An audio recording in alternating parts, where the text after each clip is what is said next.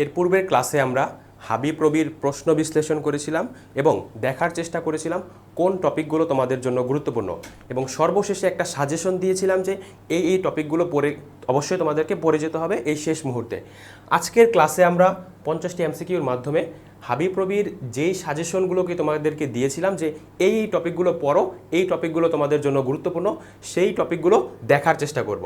আশা করি এই শেষ সময়ের রিভিশনের সময়ে তোমাদের এই হাবিপ্রবির ক্লাসটি খুবই উপকারে আসবে। আমরা এখানে মূলত 2 সেট প্রশ্ন সলভ করব। প্রথম সেটে থাকবে মূলত 25টি প্রশ্ন এবং তার পরের সেটে থাকবে 25টি প্রশ্ন, যার মাধ্যমে যেই টপিকগুলো তোমাদেরকে সাজেশন দেওয়া হয়েছিল সেই টপিকগুলোকে আমরা বিস্তারিত দেখার চেষ্টা করব। আমরা প্রথম প্রশ্নে যাই। কোন মুঘল সম্রাট জিজিয়া কর রহিত করেন? জিজিয়া কর কি? জিজিয়া কর হচ্ছে মূলত যদি একটা দেশ মুসলিম সংখ্যাগরিষ্ঠ থাকে তখন অন্যান্য যে সকল ধর্মাবলম্বীরা আছে তাদের যে সকল রাইটসগুলো রয়েছে, তাদের এক্সট্রা যে সুবিধাগুলো রয়েছে সেগুলো নিশ্চিত করার জন্য তারা রাষ্ট্রকে একটা নির্দিষ্ট পরিমাণে কর দিয়ে থাকেন, সেটা হচ্ছে মূলত জিজিয়া কর। এবং এই যে মুঘল সম্রাট আকবর, এই মুঘল সম্রাট আকবর কিন্তু জিজিয়া কর রহিত করেছিলেন। মুঘল সম্রাট আকবর কিন্তু এই যে জিজিয়া কর, এই জিজিয়া কর রহিত করেছিলেন বা বাতিল করে দিয়েছিলেন।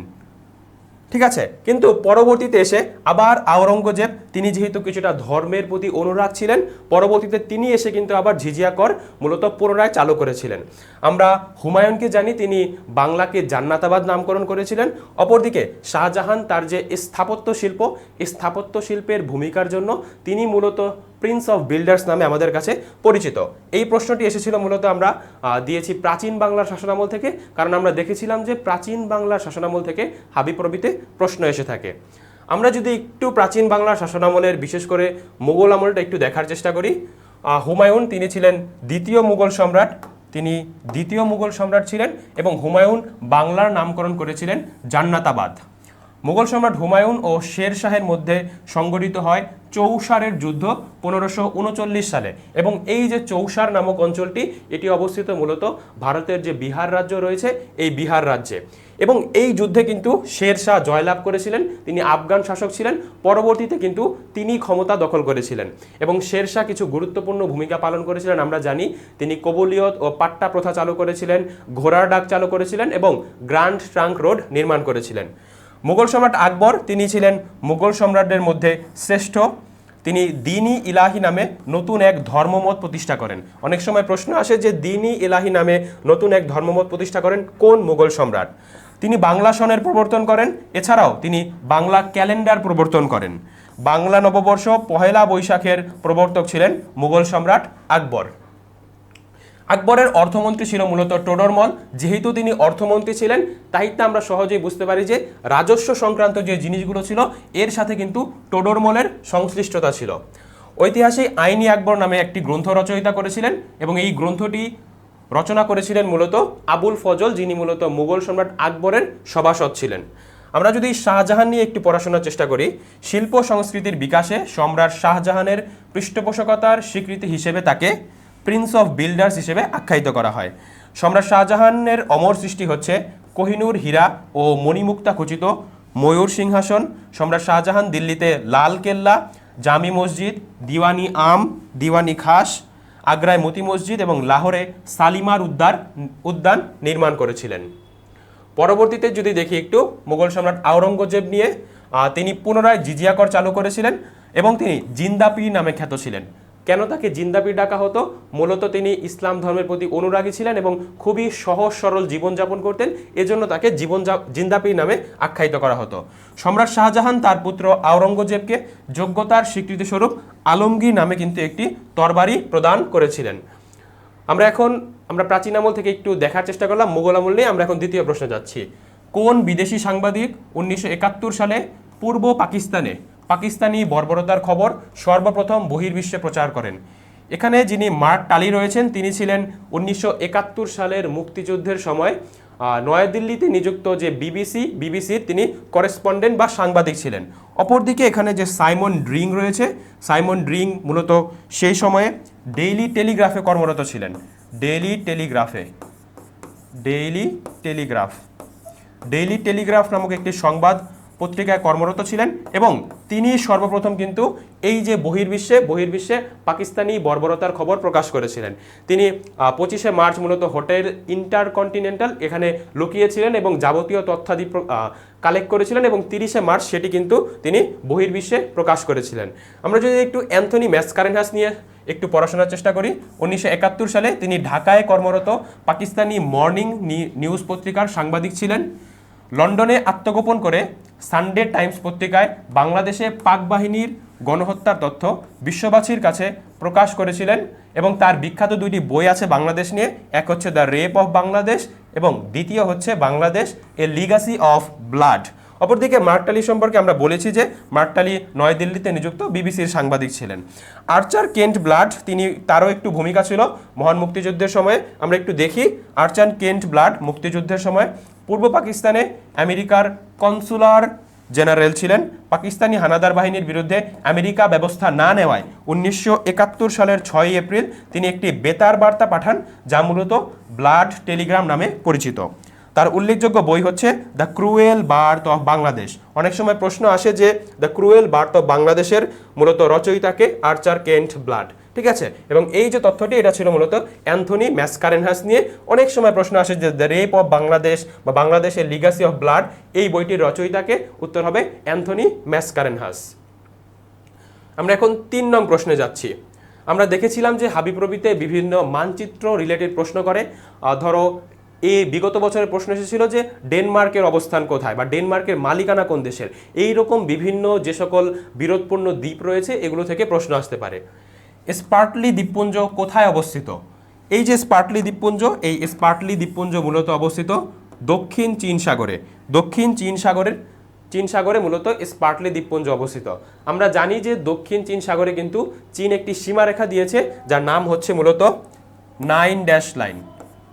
9 ড্যাশ লাইন, এই 9 ড্যাশ লাইন মূলত কি, চীন একটি সীমারেখা দিয়েছে যে এই অঞ্চলগুলো হচ্ছে আমাদের ভূমি এবং এটাকেই বলা হয় 9 ড্যাশ লাইন। এবং এর কারণে কি হয়েছে, চীন অন্য যে সকল দেশগুলো রয়েছে দক্ষিণ পূর্ব এশিয়ায় তাদের সীমারেখার ভিতরে কিন্তু ঢুকে গেছে। এখন এই যে স্পার্টলি দ্বীপপুঞ্জ, এই স্পার্টলি দ্বীপপুঞ্জ দক্ষিণ চীন সাগরে অবস্থিত এবং এই স্পার্টলি দ্বীপপুঞ্জ নিয়ে কিন্তু মূলত চীন এবং ভিয়েতনামের মধ্যে কিন্তু ঝামেলা রয়েছে। চীন এবং ভিয়েতনামের মধ্যে এই স্পার্টলি দ্বীপপুঞ্জ নিয়ে কিন্তু দ্বন্দ্ব রয়েছে। চীনও দাবি করে এটা আমাদের দ্বীপপুঞ্জ, অপরদিকে ভিয়েতনামও দাবি করে যে এটা আমাদের দ্বীপপুঞ্জ, ঠিক আছে। এই যে বিভিন্ন যে দ্বীপগুলো রয়েছে এগুলোর অবস্থান কোন জায়গায় বা কোন দেশ এর মালিকানা রয়েছে এগুলো থেকে প্রশ্ন আসতে পারে।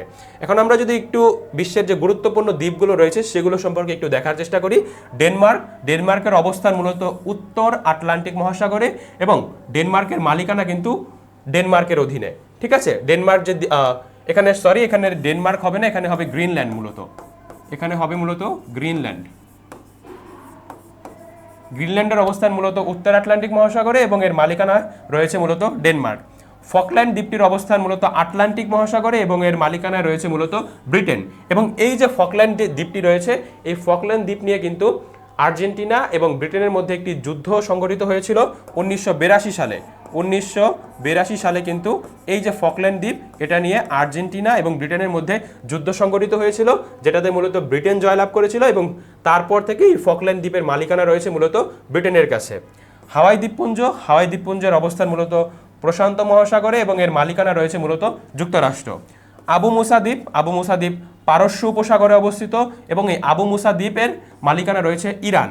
এবং এই যে আবু মুসা দ্বীপ নিয়ে মূলত ইরান এবং সংযুক্ত আরব আমিরাতের সাথে কিন্তু দ্বন্দ্ব রয়েছে। দুই দেশই এই দ্বীপটিকে নিজেদের বলে দাবি করে থাকে। দিয়াগো গার্সিয়া ভারত মহাসাগরে অবস্থিত এবং এর মালিকানা রয়েছে মূলত যুক্তরাষ্ট্র। শাখালিন দ্বীপপুঞ্জ প্রশান্ত মহাসাগরে অবস্থিত এবং এর মালিকানায় রয়েছে রাশিয়া। একই সাথে এই যে শাখালিন দ্বীপপুঞ্জ নিয়ে কিন্তু রাশিয়া এবং জাপানের সাথে কিন্তু দ্বন্দ্ব রয়েছে। উভয় দেশই এই যে শাখালিন দ্বীপপুঞ্জ এটিকে নিজেদের বলে দাবি করে থাকে। মিন্দানাও দ্বীপপুঞ্জ অবস্থিত মূলত প্রশান্ত মহাসাগরে এবং এর মালিকানায় রয়েছে মূলত ফিলিপাইন। আমরা চতুর্থ প্রশ্নে যাই যে ECA এর সদর দপ্তর কোথায় অবস্থিত? আমরা জানি যে জাতিসংঘের বিভিন্ন অঙ্গ সংস্থাগুলো রয়েছে, সাধারণ পরিষদ, নিরাপত্তা পরিষদ, অছি পরিষদ, জাতিসংঘ সচিবালয়। এর পাশাপাশি জাতিসংঘের কিছু আঞ্চলিক কমিশন রয়েছে। এই আঞ্চলিক কমিশনগুলোর কাজ কি? এই আঞ্চলিক কমিশনগুলো মূলত মহাদেশ ভিত্তিক কাজ করে। একটি আঞ্চলিক কমিশন মূলত এশিয়ার জন্য কাজ করে, আরেকটি আফ্রিকার জন্য কাজ করে, একটি ইউরোপের জন্য কাজ করে, একটি দক্ষিণ আমেরিকার জন্য কাজ করে। এই যে ইসিএটি রয়েছে, এটি মূলত ইকোনমিক কমিশন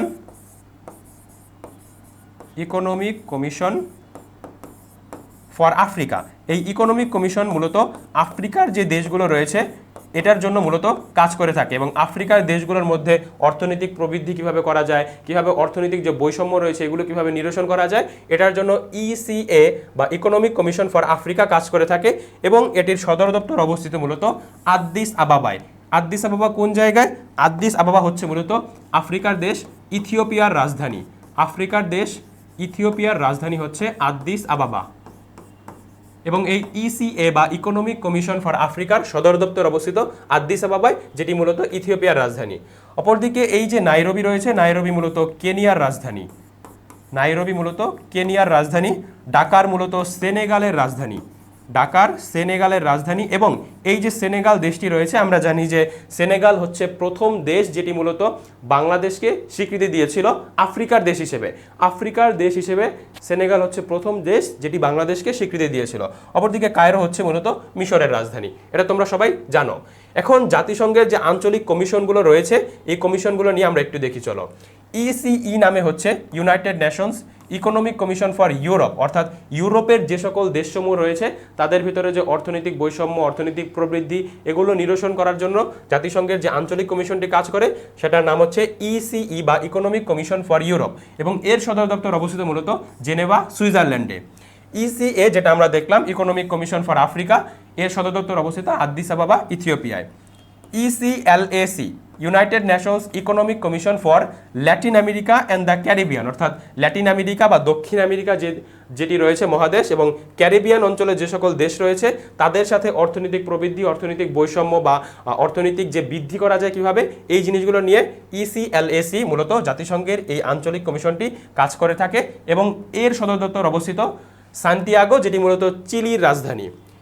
ইসিসিএপি বা ইসক্যাপ মূলত economic and Social Commission for Asia and the Pacific, অর্থাৎ এশিয়ার যে সকল দেশগুলো রয়েছে এবং প্রশান্ত মহাসাগরীয় যে দেশগুলো রয়েছে তাদের জন্য যেটি কাজ করে থাকে জাতিসংঘের আঞ্চলিক কমিশন, সেটি হচ্ছে মূলত ইসক্যাপ।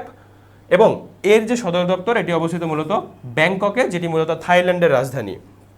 ইএসসিডব্লিউএ Economic and Social Commission for Western Asia, অর্থাৎ পশ্চিম এশিয়ার যে দেশগুলো রয়েছে সেইটি নিয়ে মূলত এই জাতিসংঘের এই আঞ্চলিক কমিশনটি কাজ করে থাকে, যেটি অবস্থিত মূলত বৈরুতে, যেটা সদর দপ্তর অবস্থিত বৈরুতে, যেটি মূলত লেবাননের রাজধানী। ঠিক আছে, এগুলো থেকে এই যে এশিয়ারটা একটু বেশি গুরুত্বপূর্ণ, এবং এই যে পশ্চিম এশিয়ার যে দেশগুলো রয়েছে যেটার জন্য কাজ করে এগুলো একটু বেশি গুরুত্বপূর্ণ, কারণ এখানে কিন্তু সোশ্যাল কমিশন আছে, বাকিগুলোতে ইকোনমিক কমিশন, এবং এখানে কিন্তু সোশ্যাল কমিশন রয়েছে, অর্থাৎ সামাজিক বিষয়গুলো নিয়ে মূলত এই কমিশনগুলো কাজ করে থাকে। এগুলোর ফুল মিনিং একটু দেখে যাবে, পাশাপাশি সদর দপ্তরগুলো একবার দেখে যাওয়ার চেষ্টা করবে। 5 নং প্রশ্নে কোনটি ইউনেস্কো ওয়ার্ল্ড হেরিটেজ সাইটের অন্তর্ভুক্ত নয়? আমরা জানি যে বাংলাদেশে মূলত ইউনেস্কোর 3টি ওয়ার্ল্ড হেরিটেজ সাইট রয়েছে, বাগেরহাটের 60 গম্বুজ মসজিদ, পাহাড়পুর বৌদ্ধবিহার, নওগাঁর এবং সুন্দরবন। এই 3টি মূলত বাংলাদেশের যে ইউনেস্কোর ওয়ার্ল্ড হেরিটেজ সাইট, এই 3টি ওয়ার্ল্ড হেরিটেজ সাইটের অন্তর্ভুক্ত। অপরদিকে এই যে হাকালুকি হাওর যেটি মূলত পাবনা, নাটোর এবং সিরাজগঞ্জে জেলা নিয়ে বিস্তৃত, এই হাকালুকি হাওর কিন্তু ইউনেস্কোর ওয়ার্ল্ড হেরিটেজ সাইটের অন্তর্ভুক্ত নয়। ঠিক আছে, অনেক সময় তোমরা প্রশ্ন পড়ো না যে কোনটি হবে। ধরো এখানে এসে প্রশ্ন ভালো করে না পড়ে তুমি প্রথমে দেখবে যে 60 গম্বুজ মসজিদ আছে, দাগিয়ে দিবে, এবং পরীক্ষার হলে বসে বুঝতে পারবে যে আমার তো প্রশ্ন ভুল ছিল। প্রশ্ন ভালো করে পড়বে, অপশনগুলো ভালো করে দেখবে, পরবর্তীতে ভালো করে একদম কনসিয়াসলি তারপর গিয়ে দাগাবে, না হলে ভুল হয়ে যেতে পারে। অপশন দেখে একদম মোটিভেটেড হয়ে যাবে যে কমন পড়েছে, সাথে সাথে দাগিয়ে দিবে, পরে দেখবে যে ভুল হচ্ছে। আচ্ছা, এখন আমরা রামসার যে কনভেনশন ছিল সেটা নিয়ে আমরা একটু দেখি। রামসার কনভেনশন হচ্ছে জলাভূমি সংরক্ষণ ও তার সঠিক ব্যবহারের জন্য একটি আন্তর্জাতিক চুক্তি। 1971 সালে মূলত ইরানের যে রামসার শহর সেখানে এটি স্বাক্ষরিত হয়েছিল। 1975 সালে এটি কার্যকর হয়। 1971 সালে চুক্তি স্বাক্ষরিত হয়, 1975 সাল থেকে এটি কার্যকর হয় এবং বাংলাদেশ 1992 সালে এই চুক্তিতে স্বাক্ষর করে। বাংলাদেশে মূলত রামসার সাইট রয়েছে দুইটি, বাংলাদেশে রামসার সাইট রয়েছে দুইটি, একটি হচ্ছে সুন্দরবন এবং দ্বিতীয়টি হচ্ছে সুনামগঞ্জের টাঙ্গুয়ার হাওর। ঠিক আছে, প্রশ্ন আসতে পারে এইভাবে যে নিচের কোনটি বাংলাদেশের রামসার সাইটের অন্তর্ভুক্ত নয়। ধরো ওয়ার্ল্ড হেরিটেজ সাইট এবং রামসার সাইট এগুলো হলো কি অপশনে থাকলো, অনেক সময় তোমরা পেঁচিয়ে ফেলো, এটা পেঁচানো যাবে না।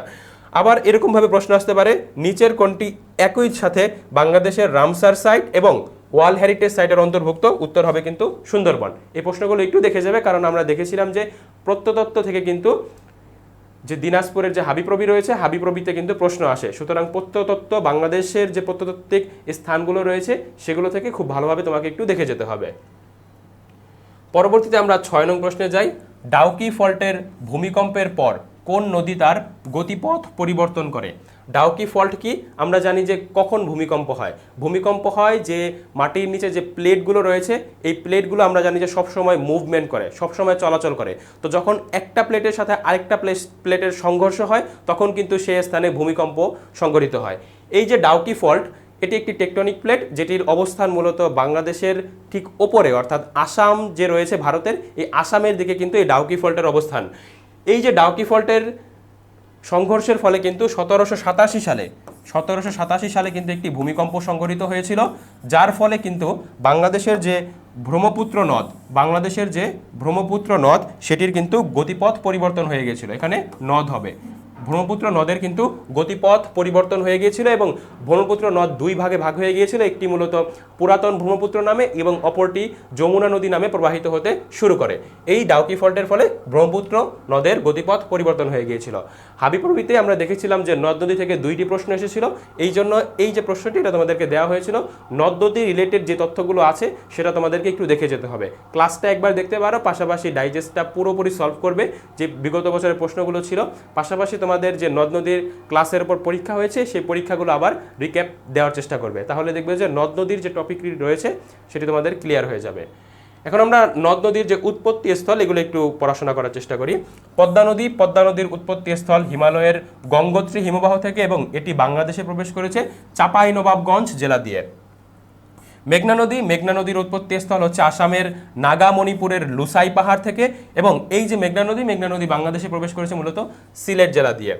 ব্রহ্মপুত্র নদ মূলত তিব্বতের কৈলাস শৃঙ্গের মানস সরোবর হ্রদ থেকে উৎপত্তি লাভ করেছে এবং বাংলাদেশে প্রবেশ করেছে কুড়িগ্রাম দিয়ে।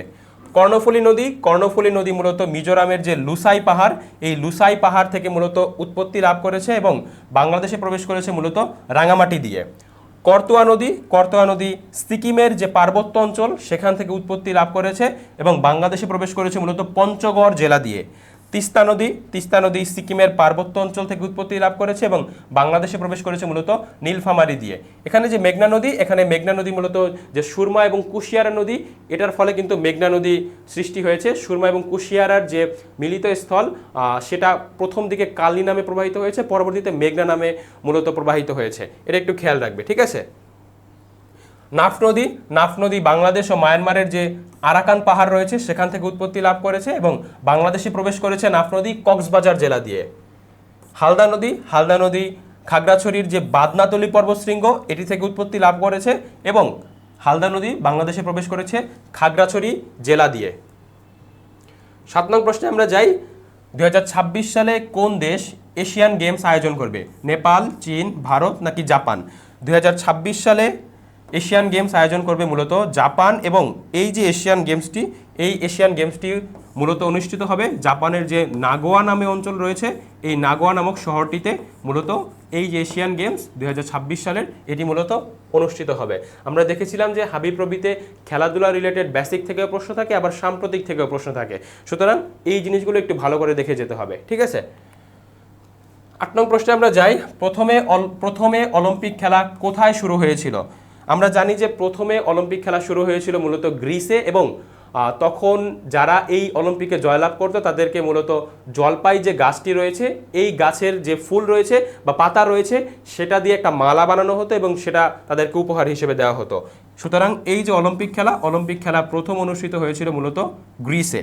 এখন যদি আমরা একটু খেলাধুলা রিলেটেড অলিম্পিক সম্পর্কে একটু বিস্তারিত জানি যে the greatest show on earth খ্যাত অলিম্পিক গেমসের প্রথম সূচনা ঘটেছিল গ্রিসে খ্রিস্টপূর্ব 776 সালে, অর্থাৎ সাল গণনা হওয়ার ঠিক 776 বছর আগে থেকে কিন্তু এই অলিম্পিক খেলা মূলত এটার সূচনা হয়েছিল। এখন সেই সময়ে অলিম্পিক খেলা ভিন্নভাবে হতো, এখন কিন্তু ভিন্নভাবে হয়। আধুনিক অলিম্পিক গেমস অনুষ্ঠিত হয় 1896 সালে গ্রিসের রাজধানী এথেন্সে। 1896 সালে গ্রিসের রাজধানী এথেন্সে, এবং আধুনিক অলিম্পিকের জনক হচ্ছেন পিয়েরে দা কুবার্তা। পিয়েরে দা কুবার্তা হচ্ছেন আধুনিক অলিম্পিকের জনক। তিনি 1894 সালে প্রতিষ্ঠা করেন আন্তর্জাতিক অলিম্পিক কমিটি বা ইন্টারন্যাশনাল অলিম্পিক কমিটি, যা মূলত অলিম্পিক যে প্রতিযোগিতা রয়েছে সেটি মূলত তত্ত্বাবধান করে থাকে। অলিম্পিক গেমসের পতাকায় সাদা পটভূমির ওপর ভিন্ন ভিন্ন রঙের 5টি বৃত্ত থাকে, যেটি মূলত 5টি যে মহাদেশ রয়েছে আমাদের, এই 5টি মহাদেশকে প্রতিনিধিত্ব করে। এখানে এশিয়ার জন্য হলুদ, আফ্রিকার জন্য কালো, ইউরোপের জন্য মূলত নীল, ওশেনিয়ার জন্য সবুজ এবং আমেরিকার জন্য লাল রং ব্যবহার করা হয়। এশিয়ার জন্য হলুদ এবং আফ্রিকার জন্য কালো, এটা একটু ভালো করে দেখবে, ঠিক আছে। পরবর্তীতে আমরা খেলাধুলা রিলেটেড একটু সাম্প্রতিকে যাই। 25তম যে শীতকালীন অলিম্পিক, এটি 2026 সালে অনুষ্ঠিত হবে ইতালির যে মিলান শহর রয়েছে এবং কার্টিনা শহর রয়েছে সেই স্থানে। গ্রীষ্মকালীন অলিম্পিক গেমস 2028 সালে যুক্তরাষ্ট্রের যে লস অ্যাঞ্জেলেস রয়েছে সেখানে অনুষ্ঠিত হবে, এবং পরবর্তী যে গ্রীষ্মকালীন অলিম্পিক সেটি 2032 সালে অস্ট্রেলিয়ার ব্রিসবেনে অনুষ্ঠিত হবে। আধুনিক অলিম্পিক গেমসে ক্রিকেট এ পর্যন্ত মাত্র একবার 1900 সালে প্যারিস অলিম্পিক অনুষ্ঠিত হয়েছিল। অর্থাৎ এই যে অলিম্পিক খেলায় কিন্তু সচরাচর ক্রিকেট খেলা হয় না। প্রথম হয়েছিল 1900 সালে প্যারিসে যে অলিম্পিকটি অনুষ্ঠিত হয়েছিল সেখানে, এবং দীর্ঘ প্রায় 128 বছর পর 2028 সালে লস অ্যাঞ্জেলেসে অলিম্পিকে ক্রিকেটে T20 ফরম্যাটে পুনরায় অন্তর্ভুক্ত হতে যাচ্ছে। অর্থাৎ 2028 সাল থেকে কিন্তু এই যে অলিম্পিকে T20 ফরম্যাট নতুন করে চালু হচ্ছে, এবং এখানে মূলত বিভিন্ন পূর্বে যে ক্রিকেট খেলাটি অন্তর্ভুক্ত ছিল না, এই ক্রিকেটকে অন্তর্ভুক্ত করা হয়েছে। প্রশ্ন আসতে পারে এভাবে যে কোন সালের অলিম্পিকে বা যেই অলিম্পিকে মূলত ক্রিকেট নতুন করে সংযুক্ত হচ্ছে সেটি কোন জায়গায় অনুষ্ঠিত হবে, কত সালে অনুষ্ঠিত হবে। পরবর্তী প্রশ্নে আমরা যাই। উইজডেনের 2025 সালের বর্ষসেরা T20 একাদশে স্থান পেয়েছেন কে? আচ্ছা, এই যে উইজডেন হচ্ছে এমন একটি প্রতিষ্ঠান যেটি মূলত ক্রিকেট নিয়ে কাজ করে, এবং তাদের একটি বিশেষত্ব হচ্ছে তারা প্রতি বছর শেষে সেই বছরে কোন কোন প্লেয়ার ভালো খেলেছে তাদের নিয়ে একটি একাদশ সাজায় এবং সেটি প্রকাশ করে থাকে।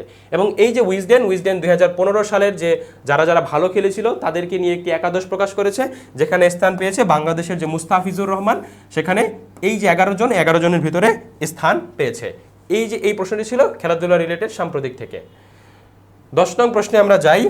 কেপলার 452b কি? কেপলার 452b হচ্ছে মূলত পৃথিবীর মতো একটি গ্রহ, এবং এটি মূলত যে সৌরজগতের অন্তর্ভুক্ত নয়, সৌরজগতের বাহিরের একটি গ্রহ, এবং এটি পৃথিবীর মতো একটি গ্রহ এবং বসবাসযোগ্য বলে বিবেচনা করা হয়ে থাকে।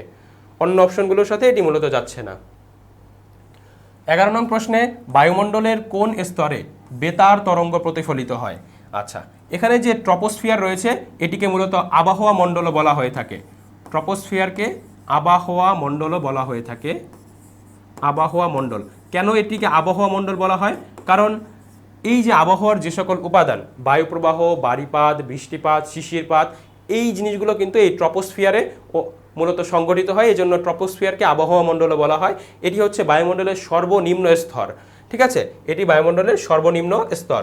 অপরদিকে এই যে স্ট্র্যাটোস্ফিয়ার, এই স্ট্র্যাটোস্ফিয়ারের একটি বিশেষত্ব হচ্ছে মূলত ওজোন স্তর। অর্থাৎ স্ট্র্যাটোস্ফিয়ারে ওজোন স্তর বিদ্যমান, যেটি মূলত সূর্য থেকে যে অতি বেগুনি রশ্মি আসে, এই অতি বেগুনি রশ্মিকে মূলত রক্ষা করে, এবং এই অতিবেগুনি রশ্মিকে মূলত এটি বাধা দেয়, এবং যাতে পৃথিবীর ভিতরে ঢুকে এই অতিবেগুনি রশ্মি মানুষকে ক্ষতি করতে না পারে সেই জিনিসটি এই ওজোন স্তর নিশ্চয়তা প্রদান করে থাকে। অপরদিকে এই যে আয়োনোস্ফিয়ার, এই আয়োনোস্ফিয়ারে মূলত বেতার তরঙ্গ প্রতিফলিত হয়। বেতার তরঙ্গ প্রতিফলিত হয় মূলত আয়োনোস্ফিয়ারে। আমরা যদি একটু এই যে স্তরগুলো নিয়ে একটু পড়াশোনা করি, এই যে ট্রপোস্ফিয়ার হচ্ছে বায়ুমণ্ডলের সর্বনিম্ন স্তর, এবং আবহাওয়ার সকল উপাদান এই স্তরে বিদ্যমান, এই জন্য একে মূলত আবহাওয়া মণ্ডলও বলা হয়ে থাকে। বায়ুমণ্ডলের সমস্ত ওজনের প্রায় 75% এই স্তর বহন করে। স্ট্র্যাটোস্ফিয়ার এটি হচ্ছে বায়ুমণ্ডলের দ্বিতীয় স্তর, এবং এই স্তরের বৈশিষ্ট্য হচ্ছে ওজোনোস্ফিয়ার, এবং সাধারণ যে জেট বিমানগুলো রয়েছে এই জেট বিমানগুলো কিন্তু এই স্তর দিয়ে চলাচল করে। অনেক সময় প্রশ্ন আসে যে জেট বিমানগুলো কোন স্তর দিয়ে চলাচল করে? স্ট্র্যাটোস্ফিয়ার দিয়ে। মেসোস্ফিয়ার এটি বায়ুমণ্ডলের তৃতীয় স্তর। এই স্তরে এসে পৃথিবীর দিকে উড়ে আসা উল্কা ভস্মীভূত হয়ে যায় বা ধ্বংস হয়ে যায়। পৃথিবীর দিকে উড়ে আসা যে উল্কাগুলো রয়েছে এগুলো ধ্বংস হয়ে যায় মেসোস্ফিয়ারে এসে। আয়োনিস্ফিয়ারের অপর নাম হচ্ছে থার্মোস্ফিয়ার। আয়োনিস্ফিয়ারকে অনেক সময় থার্মোস্ফিয়ার বলা হয়, কারণ এই অঞ্চলের বায়ু আয়নিত অবস্থায় রয়েছে, অর্থাৎ এই অঞ্চলটি বিদ্যুৎযুক্ত কণা তথা আয়ন ও ইলেকট্রনে পূর্ণ হয়ে আছে। অনেক সময় প্রশ্ন আসে যে কোন অঞ্চলটি বিদ্যুৎযুক্ত কণা তথা আয়ন ও ইলেকট্রনে পূর্ণ হয়ে আছে? উত্তর হবে আয়োনোস্ফিয়ার বা থার্মোস্ফিয়ার। এ স্তরের প্রধান উপাদান হচ্ছে আণবিক নাইট্রোজেন ও পারমাণবিক অক্সিজেন। এ স্তর দিয়ে বেতার তরঙ্গ প্রতিফলিত হয়। একাধিকবার প্রশ্ন তোমরা দেখেছো যে আসে যে বেতার তরঙ্গ কোন স্তর দিয়ে প্রতিফলিত হয়? আয়োনোস্ফিয়ার বা থার্মোস্ফিয়ার দিয়ে। অপরদিকে এই যে এক্সোস্ফিয়ার, এটি মূলত হাইড্রোজেন, অক্সিজেন ও হিলিয়াম দ্বারা গঠিত। এখানে আয়রনের পরিমাণ দ্রুত বৃদ্ধি পায় বিভিন্ন গ্যাসের উপস্থিতির কারণে। একে মূলত 4 ভাগে ভাগ করা হয়। প্রথম হচ্ছে আণবিক নাইট্রোজেন, দ্বিতীয় পারমাণবিক অক্সিজেন, তৃতীয় হচ্ছে হাইড্রোজেন এবং চতুর্থ হচ্ছে হিলিয়াম স্তর। আমরা দেখেছিলাম যে বিজ্ঞান থেকে প্রশ্ন থাকে, এই যে এই রিলেটেড যে বিজ্ঞানগুলো এগুলো থেকে কিন্তু প্রশ্ন আসতে পারে। গ্রহ রিলেটেড বা বিভিন্ন স্তর রিলেটেড, জোয়ার ভাটা রিলেটেড, এই জিনিসগুলো থেকে একটু দেখে যেতে হবে। এই জিনিসগুলো থেকে সাধারণ বিজ্ঞান থেকে কিন্তু আমরা দেখেছিলাম হাবিপ্রবিতে প্রশ্ন আসে, এই রিলেটেড প্রশ্ন কিন্তু আসতে পারে। 12 নং প্রশ্নে আমরা যাই, রক্তে হিমোগ্লোবিনের কাজ কি? এই যে হিমোগ্লোবিন রয়েছে, এই হিমোগ্লোবিনের কারণে কিন্তু আমাদের শরীরের যে রক্ত রয়েছে এই রক্ত মূলত লাল হয়ে থাকে। কিন্তু এই হিমোগ্লোবিনের আরও একটি কাজ হচ্ছে সেটি হচ্ছে মূলত অক্সিজেন পরিবহন করা, রোগ প্রতিরোধ করা না, রক্ত জমাট বাঁধতেও সহায়তা করা না, উপরে সবগুলোও না। মূলত এই যে হিমোগ্লোবিনের কাজ হচ্ছে অক্সিজেন পরিবহন করা, অর্থাৎ শরীরের একটি অঙ্গ প্রত্যঙ্গ থেকে অন্য সকল অঙ্গ প্রত্যঙ্গে যাতে অক্সিজেনটা নিশ্চিতভাবে পরিবহন হয়, সেটি মূলত এই হিমোগ্লোবিন মূলত নিশ্চিত করে থাকে। এখন যদি আমরা এই রিলেটেড কিছু বিজ্ঞান পড়ার চেষ্টা করি, রক্তকণিকা হচ্ছে 3 প্রকার। আমরা জানি লোহিত রক্তকণিকা, শ্বেত রক্তকণিকা এবং অনুচক্রিকা। লোহিত রক্তকণিকা লাল হওয়ার কারণ আছে হিমোগ্লোবিনের উপস্থিতি, যেটা আমরা বলেছিলাম হিমোগ্লোবিনের উপস্থিতির কারণে কিন্তু আমাদের যে রক্ত রয়েছে এই রক্ত মূলত লাল হয়ে থাকে। রক্তে হিমোগ্লোবিনের অর্থাৎ লোহিত রক্তকণিকার কাজ হচ্ছে অক্সিজেন পরিবহন করা। অপরদিকে এই যে রোগ প্রতিরোধে মূলত শ্বেত রক্তকণিকা অংশগ্রহণ করে এবং শ্বেত রক্তকণিকা অ্যান্টিবডি উৎপাদন করে। অর্থাৎ এটা কি, ধরো আমাদের শরীরে কোনো একটা রোগ দেখা দিল, তো সাথে সাথেই সৃষ্টিকর্তা প্রদত্ত সিস্টেমের মাধ্যমে আমাদের শরীর কিন্তু সেই রোগের প্রতিরোধ করবে। এবং এটা কিসের মাধ্যমে করবে? এটা মূলত শ্বেত রক্তকণিকা আমাদের সহায়তা করে থাকে। অনুচক্রিকা রক্ত চঞ্চন বা রক্ত জমাট বাঁধায় অংশগ্রহণ করে। প্রশ্ন আসতে পারে এইভাবে যে রক্ত জমাট বাঁধায় অংশগ্রহণ করে কোনটি? অনুচক্রিকা। আমরা দেখেছিলাম যে সাধারণ বিজ্ঞান থেকে কিন্তু প্রশ্ন থাকে হাবিপ্রবিতে। তোমাদেরকে বলেছিলাম বিগত বছরের যে বিজ্ঞানের যে প্রশ্নগুলো ছিল সেগুলো কিন্তু একটু দেখে যাবে, বিভিন্ন বিশ্ববিদ্যালয়ে যে প্রশ্নগুলো এসেছিল এগুলো একটু ভালো করে দেখে যাবে। 13 নং প্রশ্নে আমরা যাই, জুলাই যোদ্ধাদের দায় মুক্তি দিয়ে অধ্যাদেশ অনুমোদন দেওয়া হয়েছে কবে? আচ্ছা, এই যে দায় মুক্তি বিষয়টা কি? ধরো কোনো একটা কাজ যেটা সাধারণ বিবেচনায় আমরা মনে করে থাকি অন্যায়, কিন্তু কোনো এক বিরূপ পরিস্থিতিতে পড়ে সেই কাজটি করতে হয়েছে এবং তখন যখন এই যে অন্যায়টি হয়েছে এই অন্যায়ের কোনো জবাবদিহিতা থাকে না, সেটাকে মূলত বলা হয় দায় মুক্তি। আমরা জানি জুলাই গণঅভ্যুত্থানে চেয়ে না চেয়ে অনেক হত্যাকাণ্ড সংঘটিত হয়েছে এবং এর সাথে আমাদের জুলাই যোদ্ধারা না চেয়েও মূলত অনেক কিছু তাদেরকে করতে হয়েছে স্বাধীনতার জন্য, সার্বভৌমত্বের জন্য, এবং তাদেরকে এই যে বিভিন্ন ক্যাজুয়ালিটিস হয়েছে এটা থেকে তাদেরকে নিরাপত্তা দেওয়ার জন্য মূলত এই দায় মুক্তি অধ্যাদেশ জারি করা হয়েছে। এটি মূলত জারি করা হয়েছে 15ই জানুয়ারি 2026 সালে। 15ই জানুয়ারি 2026 সালে জুলাই যোদ্ধাদের জন্য দায় মুক্তি অধ্যাদেশ জারি করা হয়েছে। এটা ছিল মূলত সাম্প্রতিক থেকে প্রশ্ন। আমরা দেখেছিলাম হাবিপ্রবিতে সাম্প্রতিক থেকে প্রশ্ন আসে, এই জন্য এই সাম্প্রতিক প্রশ্নটি দেওয়া হয়েছিল। 14 নং প্রশ্নে, বিশ্বের প্রথম দেশ হিসেবে গ্রক সাময়িকভাবে বন্ধ করেছে কোন দেশ? এই গ্রক কি? এই গ্রক হচ্ছে মূলত একটি এআই চ্যাটবট। গ্রক হচ্ছে একটি এআই চ্যাটবট এবং এই যে এই গ্রকের মূলত মালিকানায় রয়েছে ইলন মাস্কের যে প্রযুক্তি কোম্পানি XAI মূলত এই যে এই গ্রকের মালিকানায় রয়েছে, যেটি মূলত যে ইলন মাস্ক, বিখ্যাত ধনকুবের ইলন মাস্কের একটি কোম্পানি। এবং এই যে গ্রক সাময়িকভাবে বন্ধ করে দিয়েছে মূলত ইন্দোনেশিয়া সাম্প্রতিককালে কিন্তু এই যে গ্রক বন্ধ করে দিয়েছে। সাম্প্রতিক সময় ভেনেজুয়েলা ইস্যু আলোচিত হচ্ছে, ইরান ইস্যু আলোচিত হচ্ছে, ডেনমার্ক নিয়ে আলোচনা হচ্ছে, এই জিনিসগুলো একটু তোমরা দেখে যাবে। 15 নং প্রশ্নে, সুদান ও দক্ষিণ সুদানের বিরোধপূর্ণ আবেই অঞ্চলে জাতিসংঘ পরিচালিত শান্তিরক্ষা মিশনের নাম কি? আমরা জানি যে জাতিসংঘ বিশ্বের যে সকল দেশে অভ্যন্তরীণ গৃহযুদ্ধ রয়েছে, আইনি আদেশ ঠিক নেই, সেই সকল দেশে তাদের যে শান্তিরক্ষা কার্যক্রম সেটা মূলত পরিচালনা করে। এবং এই যে সুদান এবং দক্ষিণ সুদান নিয়ে যে বিরোধ রয়েছে, আবেই নামক অঞ্চলটি, এই আবেই অঞ্চলে কিন্তু জাতিসংঘ শান্তিরক্ষা মিশন পরিচালনা করে এবং এর নাম হচ্ছে মূলত ইউনিসফা। এবং এই আবেই নামক অঞ্চলে কিন্তু খুব সম্প্রতি বাংলাদেশের 6 জন সেনাবাহিনী নিহত হয়েছেন। আমরা এই যে আবেই নামক অঞ্চলটি, এর মিশনের নাম হচ্ছে মূলত ইউনিসফা। এবং এই ইউনিসফার পূর্ণরূপ কি? ইউনিসফার পূর্ণরূপ হচ্ছে মূলত United Nations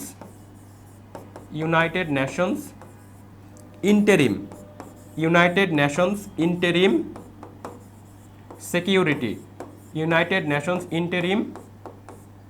security Forces for Abyei. United Nations Interim Security Forces for Abyei. এই নামে কিন্তু মূলত তারা এই যে সুদান এবং দক্ষিণ সুদানের যে বিরোধপূর্ণ অঞ্চল আবেই নামক অঞ্চলে কিন্তু শান্তিরক্ষা কার্যক্রম পরিচালনা করে থাকে। আমরা যদি জাতিসংঘের শান্তিরক্ষা কার্যক্রম নিয়ে একটু পড়াশোনা করার চেষ্টা করি, 1948 সালে ফিলিস্তিনে গঠিত United Nations truce supervision organisation ছিল প্রথম জাতিসংঘ শান্তিরক্ষা মিশন। প্রশ্ন আসতে পারে এভাবে যে, যদি এত কঠিন প্রশ্ন আসার সম্ভাবনা নেই বললেই চলে, তবুও জেনে রাখো যে জাতিসংঘের প্রথম শান্তিরক্ষা মিশন ছিল ফিলিস্তিনে 1948 সালে, যেটার নাম ছিল United Nations truce supervision organisation. এবং এর মূল লক্ষ্য ছিল ইসরায়েল এবং আরব রাষ্ট্রগুলোর মধ্যে যুদ্ধবিরতি পর্যবেক্ষণ করা। 1988 সালে সর্বপ্রথম বাংলাদেশ জাতিসংঘের যে শান্তিরক্ষা মিশন এটাতে মূলত যোগদান করে বা অংশগ্রহণ করে। এই 1988 সাল থেকে Bangladesh United Nations Iraq Iran Military Observer Group এবং UNTAG United Nations Transition Assistance Group এই যোগদানের মধ্য দিয়ে শান্তিরক্ষা বাহিনীতে কাজ শুরু করে। অনেক সময় এরকম প্রশ্ন আসে, বিগত বছরে এসেছে যে এই ইউনিমগের পুনরূপ কি, বা 1988 সালে বাংলাদেশ কত সালে জাতিসংঘের যে শান্তিরক্ষা মিশন এটাতে যোগদান করে, এই রিলেটেড তথ্যগুলো কিন্তু আসতে পারে। এবং বর্তমানে বাংলাদেশ শান্তিরক্ষী প্রেরণে 3য় অবস্থানে রয়েছে। প্রথম অবস্থানে রয়েছে মূলত নেপাল এবং দ্বিতীয় অবস্থানে রয়েছে আফ্রিকার দেশ রুয়ান্ডা। ঠিক আছে, 16 নং প্রশ্নে আমরা যাই।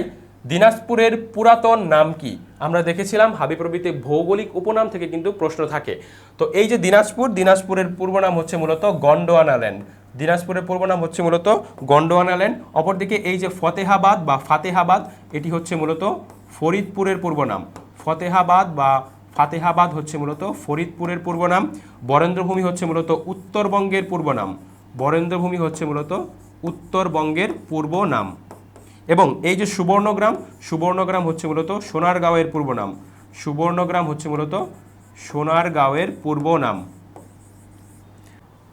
আমরা যদি কিছু ভৌগোলিক উপনাম দেখি যেগুলো গুরুত্বপূর্ণ, ঢাকার পুরাতন নাম হচ্ছে মূলত জাহাঙ্গীরনগর, চট্টগ্রামের পুরাতন নাম হচ্ছে মূলত ইসলামাবাদ বা পোর্টো গ্রান্ডে, সিলেটের প্রাচীন নাম হচ্ছে জালালাবাদ বা শ্রীহট্ট। অনেক সময় তোমাদের কনফিউশন হয় যে সিলেটের প্রাচীন নাম হিসেবে যদি দুটোই উল্লেখ থাকে অপশনে, জালালাবাদ এবং শ্রীহট্ট, তাহলে কোনটা দিব? শ্রীহট্ট হচ্ছে সিলেটের সবচেয়ে পুরাতন নাম, তাহলে শ্রীহট্ট দাগাবে। নোয়াখালীর পুরাতন নাম হচ্ছে সুধারাম বা বুলুয়া, ময়মনসিংহের পূর্ব নাম হচ্ছে মূলত নাসিরাবাদ, বাগেরহাটের খলিফাবাদ, গাইবান্ধার খলিফাতাবাদ। ঠিক আছে, এই বাদগুলো একটু উল্লেখ রাখবে, ভালো করে দেখবে। খুলনার পুরাতন নাম হচ্ছে জাহানাবাদ, ফরিদপুরের প্রাচীন নাম হচ্ছে ফাতেহাবাদ, সাতক্ষীরার প্রাচীন নাম হচ্ছে ভবানীগঞ্জ, বরিশালের প্রাচীন নাম হচ্ছে চন্দ্রদ্বীপ, বাকলা বা ইসমাইলপুর, কক্সবাজারের প্রাচীন নাম হচ্ছে পালকিং, রাজশাহীর প্রাচীন নাম হচ্ছে মূলত রামপুর বোয়ালিয়া এবং বাংলা একাডেমির প্রাচীন নাম হচ্ছে মূলত বর্ধমান হাউস। আমরা ভৌগোলিক উপনামগুলো দেখলাম বা পুরাতন নামগুলো দেখলাম যেগুলো থেকে প্রশ্ন আসতে পারে। পরবর্তীতে আমরা 17 নং প্রশ্নে যাই। সংবিধানের কোন অনুচ্ছেদে সকল শিশুর জন্য অবৈতনিক ও বাধ্যতামূলক প্রাথমিক শিক্ষা নিশ্চিত করার উল্লেখ আছে? আমরা জানি যে সংবিধানের যে 17 নং অনুচ্ছেদ, এই 17 নং অনুচ্ছেদে কিন্তু সকল শিশুর জন্য অবৈতনিক এবং বাধ্যতামূলক শিক্ষার কথা নিশ্চিত করা আছে।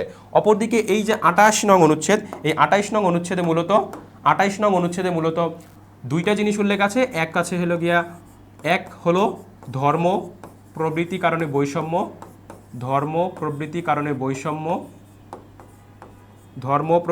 বৈষম্য, এটার কথা উল্লেখ আছে। এবং 28-2-তে 28-2-তে কিন্তু নারী পুরুষের সমানাধিকারের কথা বলা আছে। 28-2-তে নারী পুরুষের সমানাধিকারের কথা বলা আছে। নারী পুরুষের সমানাধিকার, নারী পুরুষের সমানাধিকারের কথা বলা আছে 28-2-তে। অপরদিকে এই যে 77 নং অনুচ্ছেদ, 77 নং অনুচ্ছেদে মূলত ন্যায়পালের কথা বলা আছে। 77 নং অনুচ্ছেদে ন্যায়পালের কথা বলা আছে এবং 94 নং অনুচ্ছেদে মূলত সুপ্রিম কোর্ট প্রতিষ্ঠার কথা বলা আছে। সুপ্রিম কোর্ট প্রতিষ্ঠার কথা 94 নং অনুচ্ছেদে বলা আছে। 95 নং অনুচ্ছেদে আবার প্রধান বিচারপতি নিয়োগের কথা বলা আছে। এগুলো একটু ভালো করে দেখে যাবে। সংবিধান থেকে প্রশ্ন আসেনি হাবিপ্রবিতে, কিন্তু সংবিধান প্রত্যেকটা বিশ্ববিদ্যালয়ের জন্যই গুরুত্বপূর্ণ এবং সংবিধান রিলেটেড জিনিসগুলো একটু দেখে যেতে হবে। রাখাইন উপজাতির অধিকাংশ বাস কোন জেলায়? আমরা জানি যে এই যে রাখাইন উপজাতি পটুয়াখালীতেও বসবাস করে, আবার কক্সবাজার জেলাতেও বসবাস করে।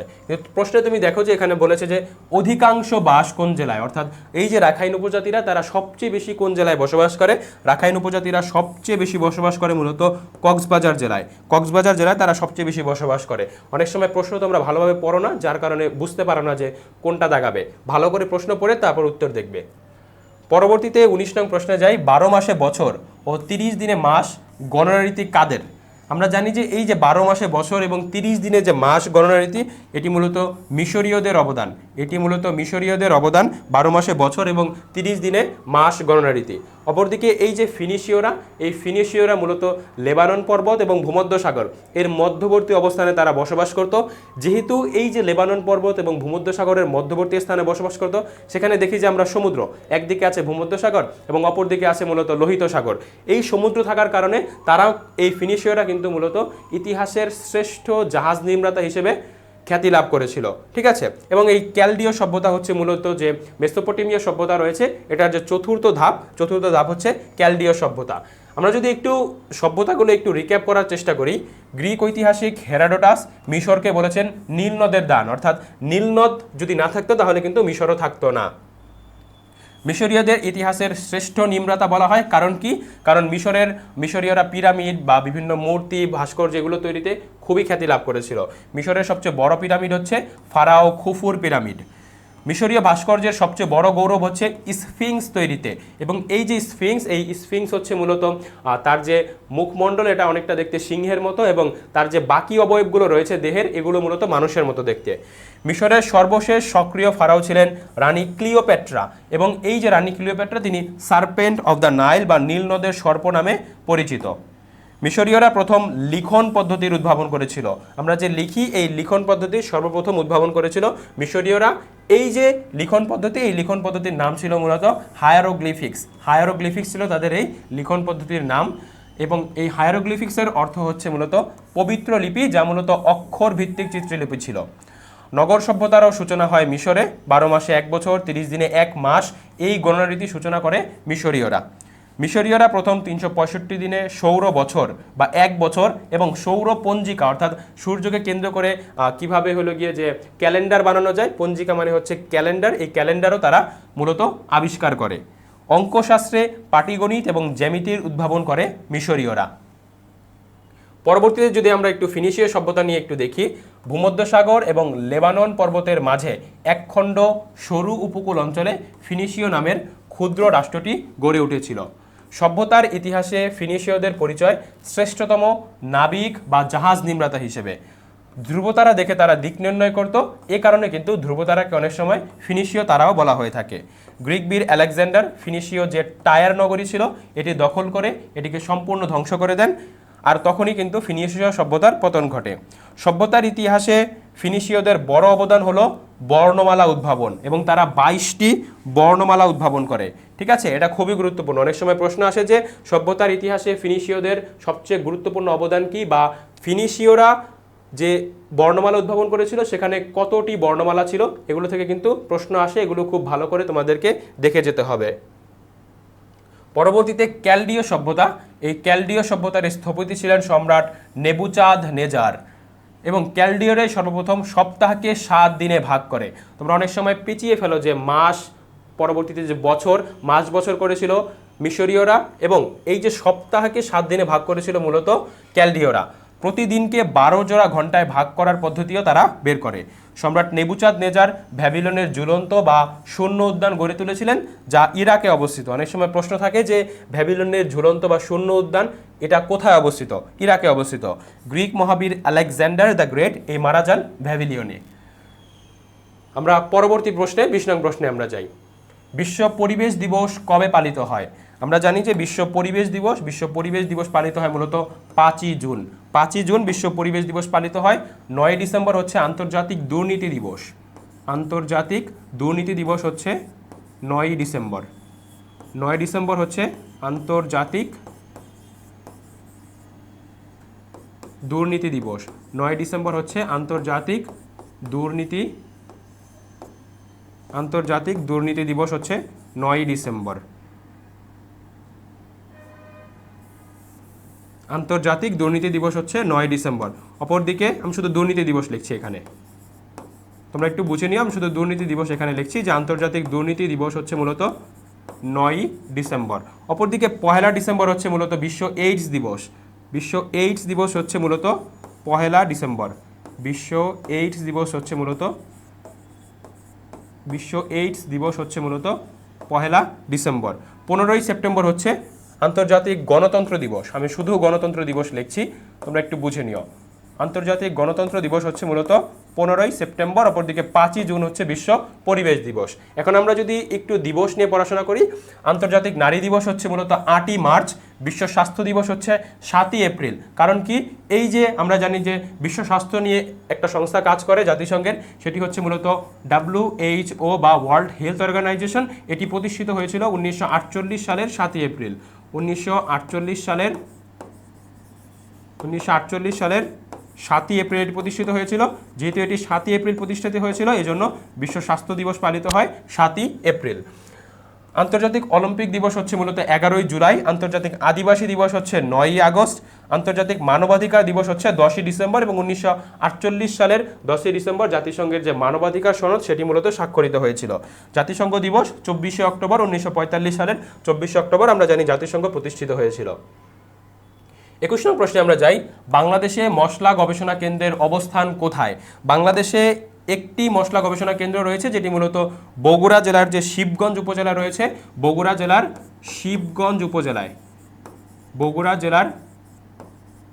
শিবগঞ্জ উপজেলায় অবস্থিত।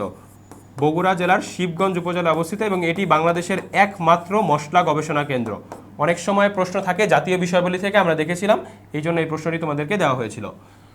পরবর্তীতে 22 নং প্রশ্নে আমরা যাই। মূসক বা মূল্য সংযোজন কর কোন ধরনের কর? আমরা জানি যে কর সাধারণত দুই ধরনের হয়, একটি হচ্ছে প্রত্যক্ষ কর এবং অপরটি হচ্ছে পরোক্ষ কর। প্রত্যক্ষ কর কি? প্রত্যক্ষ কর হচ্ছে যেই করটা তোমাকেই দিতে হবে, তুমি কারো উপর এটা চাপিয়ে দিতে পারবে না, সেটা হচ্ছে প্রত্যক্ষ কর। প্রত্যক্ষ করের উদাহরণ হতে পারে যে আয় কর। ধরো তুমি মাসে 5 লক্ষ টাকা ইনকাম করো, তোমাকে সরকারকে নির্দিষ্ট একটা পরিমাণ ট্যাক্স দিতে হবে, এটা হচ্ছে প্রত্যক্ষ কর। তুমি অন্য কারো উপর এটা কিন্তু চাপিয়ে দিতে পারবে না। অপরদিকে এই যে মূল্য সংযোজন কর বা মূসক, এটি হচ্ছে মূলত ভ্যাট বা ভ্যালু অ্যাডেড ট্যাক্স। ভ্যাট বা value added tax. Value added tax এটি হচ্ছে মূলত একটি পরোক্ষ কর। ধরো তুমি বাজার থেকে একটা সাবান কিনলে, তো এই যে সাবান, এই সাবানের কাঁচামালের দাম বৃদ্ধি পেল বা সরকার এই যে কোম্পানি ছিল সাবানের, তাদের যে ট্যাক্সের পরিমাণ সেটা বাড়িয়ে দিল। এখন এই সাবান কোম্পানিটা কি করবে? সে কি নিজের ক্ষতি করে তোমাদের যে ভ্যাটটা বা ট্যাক্সটা বাড়িয়ে দিয়েছে সরকার সেটা দিবে না, সে কি করবে? সাবানের দাম যেটা আছে সাবানের দামটা বাড়িয়ে দিবে। অর্থাৎ সরকার তার উপর ট্যাক্স আরোপ করেছিল, কিন্তু সে আবার কি করেছে? সে আবার অন্য কারোর উপরে এটা চাপিয়ে দিয়েছে। এই যে ট্যাক্সের এই যে মূল্য সংযোজন কর বা ভ্যাট, এটা হচ্ছে মূলত পরোক্ষ করের উদাহরণ। এটা কিসের উদাহরণ? এটা মূলত পরোক্ষ করের উদাহরণ। চাইলেই কি করতে পারে? তারা তাদের উপর যে ট্যাক্সটা আরোপ করা হয়েছিল তারা অন্য কারোর উপর এটি চাপিয়ে দিতে পারে। এবং এই মূল্য সংযোজন কর বাংলাদেশে চালু হয়েছিল 1991 সালে বেগম খালেদা জিয়ার সময়ে। এই 1991 সালে মূসক বা মূল্য সংযোজন কর বা ভ্যাট, ভ্যালু অ্যাডেড ট্যাক্স, এটি মূলত চালু করা হয়েছিল। পরবর্তী প্রশ্নে, বাংলাদেশে প্রথম জাতীয় সংসদ নির্বাচন কবে অনুষ্ঠিত হয়? আমরা জানি যে বাংলাদেশে প্রথম জাতীয় সংসদ নির্বাচন অনুষ্ঠিত হয়েছিল 1973 সালের 7ই মার্চ। 1973 সালের 7ই মার্চ।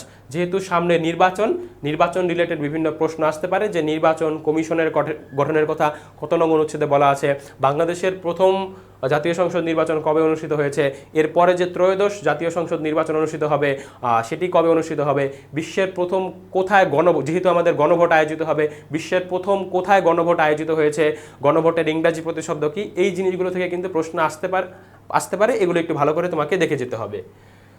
সাভারে অবস্থিত জাতীয় স্মৃতিসৌধের স্থপতিকে, সাভারে যে এই স্মৃতিসৌধটি অবস্থিত, এই জাতীয় স্মৃতিসৌধের স্থপতি হচ্ছে মূলত মাইনুল হোসেন। মাইনুল হোসেন এই হচ্ছে এই জাতীয় স্মৃতিসৌধের স্থপতি। অপরদিকে এই যে হামিদুর রহমান, এই হামিদুর রহমান হচ্ছে কেন্দ্রীয় শহীদ মিনারের স্থপতি। কেন্দ্রীয় যে শহীদ মিনার ঢাকা মেডিকেলের পাশে বা ঢাকা বিশ্ববিদ্যালয়ের ল ডিপার্টমেন্টের পাশে যেটি অবস্থিত, সেটি কেন্দ্রীয় শহীদ মিনার, এবং এই কেন্দ্রীয় শহীদ মিনারের স্থপতি হচ্ছেন কিন্তু মূলত এই যে হামিদুর রহমান। হামিদুর রহমান হচ্ছেন এই কেন্দ্রীয় শহীদ মিনারের স্থপতি, যেটিতে তাকে যে নবেরা আহমেদও কিন্তু তাকে এটিতে সহায়তা করেছিল। পরবর্তী প্রশ্নে আমরা যাই, বিমস্টেকের সদর দপ্তর কোথায় অবস্থিত?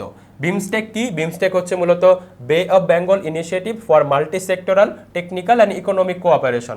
এই বিমস্টেক কি মূলত? বিমস্টেক হচ্ছে যে সকল দেশ বঙ্গোপসাগরের সাথে সীমানা শেয়ার করে বা বঙ্গোপসাগরের নিকটে অবস্থিত, সেই দেশগুলো নিয়ে যে আন্তর্জাতিক সংগঠন, সেটি হচ্ছে মূলত বিমস্টেক। এবং এই যে বিমস্টেক, এই বিমস্টেকের সদর দপ্তর কিন্তু অবস্থিত ঢাকায়। বিমস্টেকের সদর দপ্তর কোথায় অবস্থিত? বিমস্টেকের সদর দপ্তর অবস্থিত মূলত ঢাকায়। আমরা যদি বিমস্টেক নিয়ে একটু পড়াশোনার চেষ্টা করি, বিমস্টেকের পূর্ণরূপ হচ্ছে মূলত Bay of Bengal Initiative for Multi Sectoral Technical and Economic Cooperation. 1997 সালের 6 জুন সংস্থাটি প্রতিষ্ঠিত হয় এবং থাইল্যান্ডের রাজধানী ব্যাংককে এটি প্রতিষ্ঠিত হয়েছিল। সংস্থাটির বর্তমান সদস্য দেশ হচ্ছে 60টি। সংস্থাটির বর্তমান সদস্য দেশ হচ্ছে 60টি। এটা মনে রাখতে পারো কীভাবে? তুমি জাস্ট ম্যাপ তো তোমাদের মাথায় এখন সেট হয়ে যাওয়ার কথা। এই ম্যাপ দেখে জাস্ট চোখ বন্ধ করে চিন্তা ভাবনা করো যে কোন কোন দেশ বঙ্গোপসাগরের পাশে অবস্থিত। তুমি এখানে বাবা শ্রীলঙ্কা, তুমি এখানে বাবা ভারত, ভারতের পাশাপাশি বাবা বাংলাদেশ, মায়ানমার, থাইল্যান্ড, এবং সাথে নেওয়া হয়েছে মূলত নেপাল এবং ভুটানকে। এই 60টি দেশ নিয়ে মূলত এই বিমস্টেকের, এই 60টি দেশই হচ্ছে মূলত বিমস্টেকের সদস্য দেশ, এবং সংগঠনটির সচিবালয় অবস্থিত মূলত ঢাকায়। এর মাধ্যমে আমরা যে সেট 1 সেট 1-এর 25টি প্রশ্ন সলভ করলাম। এখন আমরা যে সেট 2 রয়েছে, সেট 2 এর মূলত 25টি প্রশ্ন সলভ করব এবং দেখার চেষ্টা করব কোন জিনিসগুলো তোমাদের জন্য গুরুত্বপূর্ণ। 1 নং প্রশ্নে কৈবত্র বিদ্রোহ কোন আমলে সংগঠিত হয়? এই যে কৈবত্র, এই কৈবত্র হচ্ছে মূলত জেলে সম্প্রদায়। এই জেলে সম্প্রদায় মূলত পাল আমলে এই জেলে সম্প্রদায় যে বিদ্রোহটা করেছিল সেটি হচ্ছে মূলত কৈবত্র বিদ্রোহ। তারা কেন বিদ্রোহ করেছিল? এই কৈবত্ররা যেহেতু জেলে ছিল, তাদের কাজ কি? তাদের মূল কাজ হচ্ছে মূলত মাছ আহরণ করা, মাছ ধরা। তো এই পাল রাজারা ছিল মূলত বৌদ্ধ এবং তারা অহিংস নীতিতে বিশ্বাসী ছিল। তারা ভাবতো যে এই যে মাছ মাংস এগুলো প্রাণী হত্যা, এগুলো করা যাবে না। তো তারা কি করলো? তারা হলো গিয়া মাছ মাংস যে আহরণ করবে এগুলোর উপর নিষেধাজ্ঞা আরোপ করলো। যার কারণে এই যে কৈবত্র যারা ছিল, যারা মূলত জেলে সম্প্রদায় ছিল, তারা হলো গিয়ে কি করলো? এই পাল রাজাদের বিরুদ্ধে বিদ্রোহ ঘোষণা করলো একজনের নেতৃত্বে, দিব্যক। এবং এই যে বিদ্রোহটা, এই বিদ্রোহটা হয়েছিল পাল আমলে এবং এটি পরিচিত কৈবত্র বিদ্রোহ নামে, এবং এটি কৈবত্র বিদ্রোহ নামে পরিচিত। আমরা যদি একটু কৈবত্র বিদ্রোহ নিয়ে একটু পড়ি, কৈবত্ররা মূলত জেলে শ্রেণীর মানুষ ছিল এবং মাছ ধরে তারা জীবিকা নির্বাহ করত। কিন্তু পাল রাজারা বৌদ্ধ হওয়ায় অহিংস নীতির কারণে মাছ মাংস খাওয়ার বিরোধী ছিলেন। এজন্য কৈবত্ররা নানা নির্যাতনের শিকার হয়। এই অসন্তোষ থেকে দ্বিতীয় মহিপালের সময় কৈবত্র বিদ্রোহ ঘটে। বিদ্রোহের নেতা ছিলেন মূলত দিব্য বা দিব্যক। এই বিদ্রোহের মাধ্যমে কৈবত্ররা বরেন্দ্র অঞ্চলে, অর্থাৎ যে রাজশাহী অঞ্চলটি রয়েছে সেখানে, সেটি দখল করে নেয়। পরে পাল রাজা রামপাল সামন্ত রাজাদের সহায়তায় বরেন্দ্র পুনরুদ্ধার করেন। এই ছিল কৈবত্র বিদ্রোহের কাহিনী মূলত। আমরা যদি একটু পাল বংশ নিয়ে পড়াশোনা করার চেষ্টা করি, বাংলায় যে দীর্ঘস্থায়ী রাজবংশ এটা ছিল পাল রাজবংশ, এবং তারা প্রায় 400 বছর তারা শাসন করেছিলেন।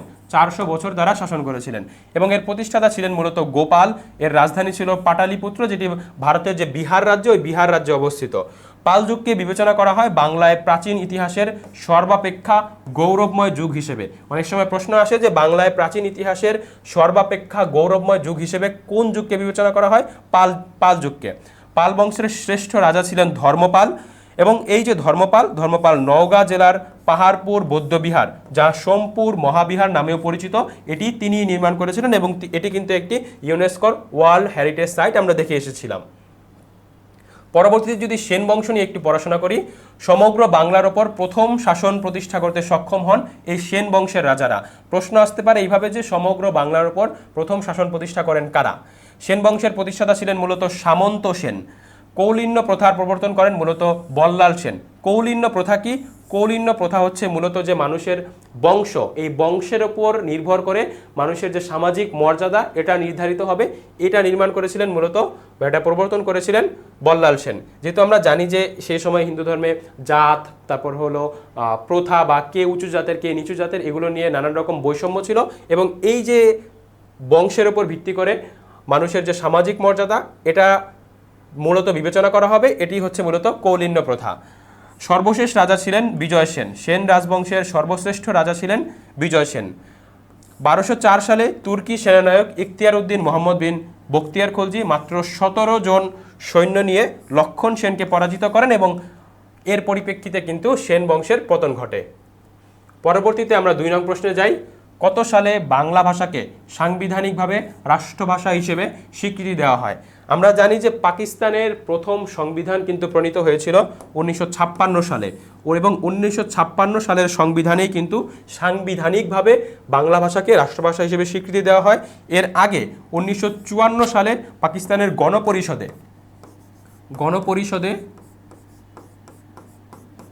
গণপরিষদে কিন্তু বাংলা ভাষা রাষ্ট্রভাষার মর্যাদা পায়। গণপরিষদে বাংলা ভাষা রাষ্ট্রভাষার মর্যাদা পায়। গণপরিষদে পাশ হয়, বিলের পাশের মাধ্যমে গণপরিষদে বাংলা ভাষা রাষ্ট্রভাষার স্বীকৃতি পায়। গণপরিষদে বাংলা ভাষা রাষ্ট্রভাষার স্বীকৃতি পায়।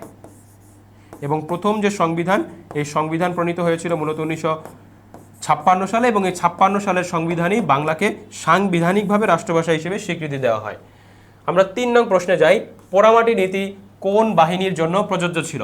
পোড়ামাটি নীতিটা কি? মূলত পোড়ামাটি নীতি ছিল পাকিস্তান বাহিনীদের একটি নীতি, যেখানে মূলত বিবেচনা করা হয় যে আমরা যেখানে যাব সেখানকার হাট বাজার বস্তি এগুলো সব জ্বালিয়ে পুড়িয়ে দিব, সেখানকার যে সম্পদগুলো আছে সম্পদ সব নষ্ট করে ফেলবো, যাতে শত্রু বাহিনী এই যে সম্পদগুলো রয়েছে এই সম্পদগুলো ব্যবহার করে আমাদের ওপর হামলা করতে না পারে। আমরা দেখেছিলাম যে যুদ্ধের শেষ সময়ে বা প্রথম দিক থেকে কিন্তু পাকিস্তানি বাহিনী এই নীতিতে বিশ্বাসী ছিল। তারা যেখানেই যাচ্ছে হাট বাজার বস্তি এগুলো ধ্বংস করে দিচ্ছে, এবং এই যে নীতিটি, এই নীতিটি হচ্ছে পোড়ামাটি নীতি নামে পরিচিত, এবং এই পোড়ামাটি নীতি পাকিস্তান বাহিনীর জন্য মূলত প্রযোজ্য ছিল। এবং আমরা যদি দেখি যে পাকিস্তানি জল্লাদ ইয়াহিয়া খান এই পোড়ামাটি নীতিতে নিয়েই কিন্তু 1971 সালের 25শে মার্চ থেকে চূড়ান্তভাবে গণহত্যায় নেমেছিল, এবং ইয়াহিয়া খান কিন্তু বলেছিলেন এদেশের মানুষ চাই না মাটি চাই, এদেশের মানুষ আমাদের দরকার নেই, এদেশের মাটি আমাদের দরকার। এই যে দমভক্তি, এই দমভক্তি কিন্তু ইয়াহিয়া খান প্রকাশ করেছিলেন। পরবর্তীতে 4 নং প্রশ্নে আমরা যাই। IRGC কোন দেশের সর্বোচ্চ নিরাপত্তা বাহিনী? IRGC মানে কি? IRGC মানে হচ্ছে ইসলামিক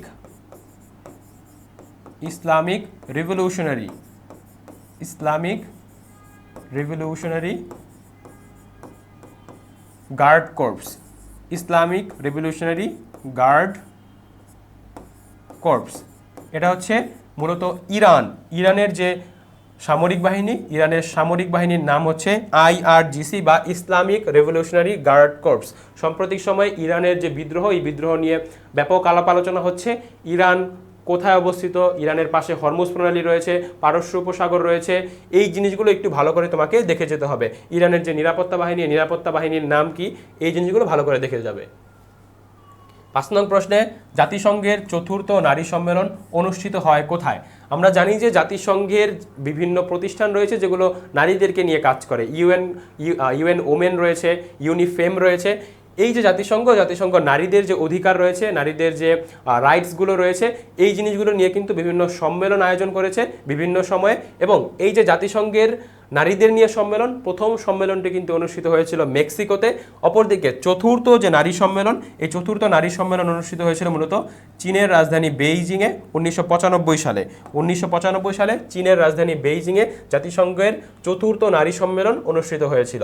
আমরা যদি একটু জাতিসংঘের যে নারী বিষয়ক সম্মেলনগুলো ছিল সেগুলো একটু দেখার চেষ্টা করি। জাতিসংঘের প্রথম নারী বিষয়ক সম্মেলন ছিল, বলেছি যে মেক্সিকোতে এটি অনুষ্ঠিত হয়েছিল, 1975 সালে এটি অনুষ্ঠিত হয়েছিল। দ্বিতীয় যে নারী সম্মেলন সম্মেলনটি অনুষ্ঠিত হয়েছিল? সেটি অনুষ্ঠিত হয়েছিল ডেনমার্কের রাজধানী কোপেনহেগেনে 1980 সালে এটি অনুষ্ঠিত হয়েছিল। তৃতীয় নারী সম্মেলন নাইরোবি কেনিয়ায় 1985 সালে অনুষ্ঠিত হয়েছিল।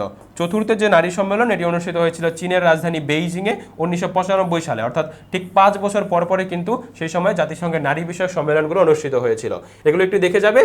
প্রথম যে সম্মেলন এটা থেকে অনেক সময় প্রশ্ন আসে, এবং সর্বশেষ যে সম্মেলন চীনের রাজধানী বেইজিংয়ে হয়েছে, এই দুটো থেকে অনেক সময় প্রশ্ন আসে। 6 নং প্রশ্নে নিম্নলিখিত দেশগুলোর মধ্যে কোনটি আসিয়ান জোটভুক্ত নয়? আসিয়ান কি? আসিয়ান হচ্ছে মূলত association of south east Asian nation. South মানে হচ্ছে দক্ষিণ এবং ইস্ট মানে হচ্ছে মূলত পূর্ব, অর্থাৎ দক্ষিণ পূর্ব এশিয়ার যে দেশগুলো রয়েছে তাদের যে সংগঠন সেটি হচ্ছে মূলত আসিয়ান। এবং এখানে যে সিঙ্গাপুর, মালয়েশিয়া, থাইল্যান্ড, 3টি দেশে কিন্তু দক্ষিণ পূর্ব এশিয়ায় অবস্থিত এবং তারা আসিয়ানের জোটভুক্ত। অপরদিকে দক্ষিণ কোরিয়া কিন্তু দক্ষিণ এশিয়ার দেশ নয়, দক্ষিণ পূর্ব এশিয়ার দেশ নয়। দক্ষিণ কোরিয়া মূলত দূরপ্রাচ্যের দেশ। দক্ষিণ কোরিয়া মূলত দূরপ্রাচ্যের দেশ। দূরপ্রাচ্যের দেশগুলোর মধ্যে রয়েছে চীন, জাপান, দক্ষিণ কোরিয়া, এই মঙ্গোলিয়া, এগুলো মূলত দূরপ্রাচ্যের দেশ। এবং এই যে দক্ষিণ কোরিয়া কিন্তু আসিয়ান জোটভুক্ত নয়। আমরা যদি একটু আসিয়ান নিয়ে একটু পড়াশোনা করি, আসিয়ানের পুনরূপ হচ্ছে association of south east Asian nation, অর্থাৎ দক্ষিণ পূর্ব এশিয়ার যে দেশগুলো রয়েছে তাদের নিয়ে যে সংগঠন সেটি হচ্ছে মূলত আসিয়ান। আসিয়ানের সদস্য দেশ হচ্ছে মূলত 11টি, সর্বশেষ সদস্য হচ্ছে মূলত পূর্ব তিমুর। এবং এটা মনে রাখতে পারো কিভাবে? এটা মনে রাখতে পারো এইভাবে যে এমটিভি এর ফিল্ম দেখলে বিসিএসএ হবে না। এমটিভি এর ফিল্ম দেখলে বিসিএসএ হবে না। এখানে এম মানে হচ্ছে মালয়েশিয়া, টি মানে হচ্ছে থাইল্যান্ড, ভি মানে হচ্ছে ভিয়েতনাম, অপরদিকে এফ মানে হচ্ছে ফিলিপিন্স, আইতে ইন্দোনেশিয়া, এলতে লাওস, এমতে মায়ানমার, বিতে ব্রুনেই, সিতে ক্যাম্বোডিয়া এবং এসতে হচ্ছে সিঙ্গাপুর। ঠিক আছে, এইভাবে তুমি মনে রাখতে পারো এমটিভি এর ফিল্ম দেখলে বিসিএসএ হবে না। এবং আরেকটা দেশ তোমার মনে রাখতে হবে, সেটা হচ্ছে সর্বশেষ সদস্য হচ্ছে পূর্ব তিমুর। এই 10টি দেশ এবং পূর্ব তিমুর নিয়ে মোট 11টি দেশ নিয়ে মূলত আসিয়ান গঠিত। এবং বাংলাদেশ কিন্তু এই যে আসিয়ান, এই আসিয়ানের অনেক দিন ধরে এর সদস্যপদ চাইছে, এর সদস্য হওয়ার চেষ্টা করছে। আমরা পরবর্তী প্রশ্নে যাই।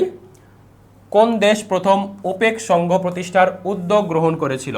ওপেক কি? ওপেক হচ্ছে মূলত organisation of petroleum exporting countries, অর্থাৎ যে সকল দেশ মূলত জ্বালানি যে তেলটি রয়েছে এই তেলগুলো রপ্তানি করে তাদেরকে নিয়ে যেই প্রতিষ্ঠান বা যেই সংস্থাটি সেটি হচ্ছে মূলত ওপেক। এবং এই যে ওপেক, এই ওপেকের সদস্য দেশ হচ্ছে কুয়েত ওপেকের সদস্য, নাইজেরিয়া ওপেকের সদস্য, সৌদি আরব ওপেকের সদস্য। কিন্তু এই যে ভেনেজুয়েলা কিন্তু মূলত এই যে ওপেক নামক সংগঠনটি, এই সংগঠনটি স্থাপনের জন্য, প্রতিষ্ঠার জন্য সর্বপ্রথম উদ্যোগ গ্রহণ করেছিল। এখন আমরা যদি ওপেক নিয়ে একটু পড়াশোনা করার চেষ্টা করি, ওপেকের পুনরূপ হচ্ছে organisation of petroleum exporting countries, অর্থাৎ যে সকল দেশ পেট্রোলিয়াম বা জ্বালানি তেল মূলত রপ্তানি করে তাদেরকে নিয়ে যে সংস্থাটি সেটি হচ্ছে ওপেক। বর্তমান সদস্য দেশ হচ্ছে এর 12টি, প্রতিষ্ঠাকালীন সদস্য ছিল মূলত 5টি, ইরান, ইরাক, কুয়েত, ভেনেজুয়েলা এবং সৌদি আরব। এই সকল দেশে কিন্তু ব্যাপক পরিমাণে তাদের তেলের মজুদ রয়েছে এবং তেল রপ্তানি করে থাকে। ওপেকের আরবীয় এশীয় দেশ হচ্ছে মূলত ইরান, আরবীয় এশীয় দেশ হচ্ছে মূলত ইরান।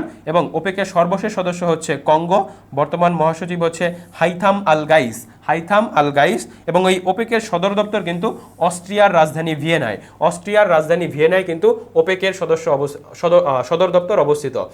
এবং এখানে কিন্তু এই যে ভেনেজুয়েলা, আমরা জানি যে ভেনেজুয়েলার সাম্প্রতিককালে কিন্তু যে প্রেসিডেন্ট ছিল নিকোলাস মাদুরো, তাকে একদম তুলে নিয়ে যাওয়া হয়েছে এবং ভেনেজুয়েলার অন্তর্বর্তী প্রেসিডেন্ট হিসেবে নিযুক্ত হয়েছেন দেলসি রদ্রিগেজ।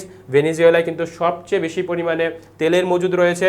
সৌদি আরব তেল রপ্তানিতে সবচেয়ে শীর্ষে রয়েছে। অপরদিকে আমেরিকায় কিন্তু সবচেয়ে বেশি তেল তারা দৈনিক উৎপাদন করে থাকে। এই যে তেল রিলেটেড জিনিসগুলো, এগুলো একটু ভালো করে তোমরা দেখে যাবে।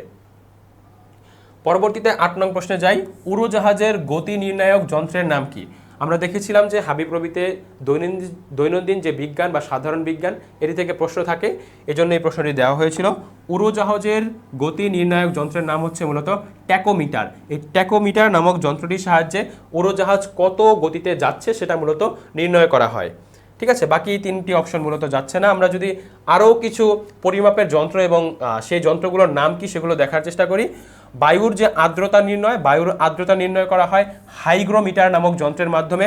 তরলের ঘনত্ব পরিমাপের নির্ণয় করা হয় হাইড্রোমিটার নামক যন্ত্রের মাধ্যমে দুধের বিশুদ্ধতা নির্ণয় করা হয়, অর্থাৎ দুধে কি পানি মেশানো হয়েছে নাকি মেশানো হয়নি, বা দুধটা কি খাঁটি কিনা সেটা নির্ণয় করা হয় ল্যাক্টোমিটার নামক যন্ত্রের মাধ্যমে।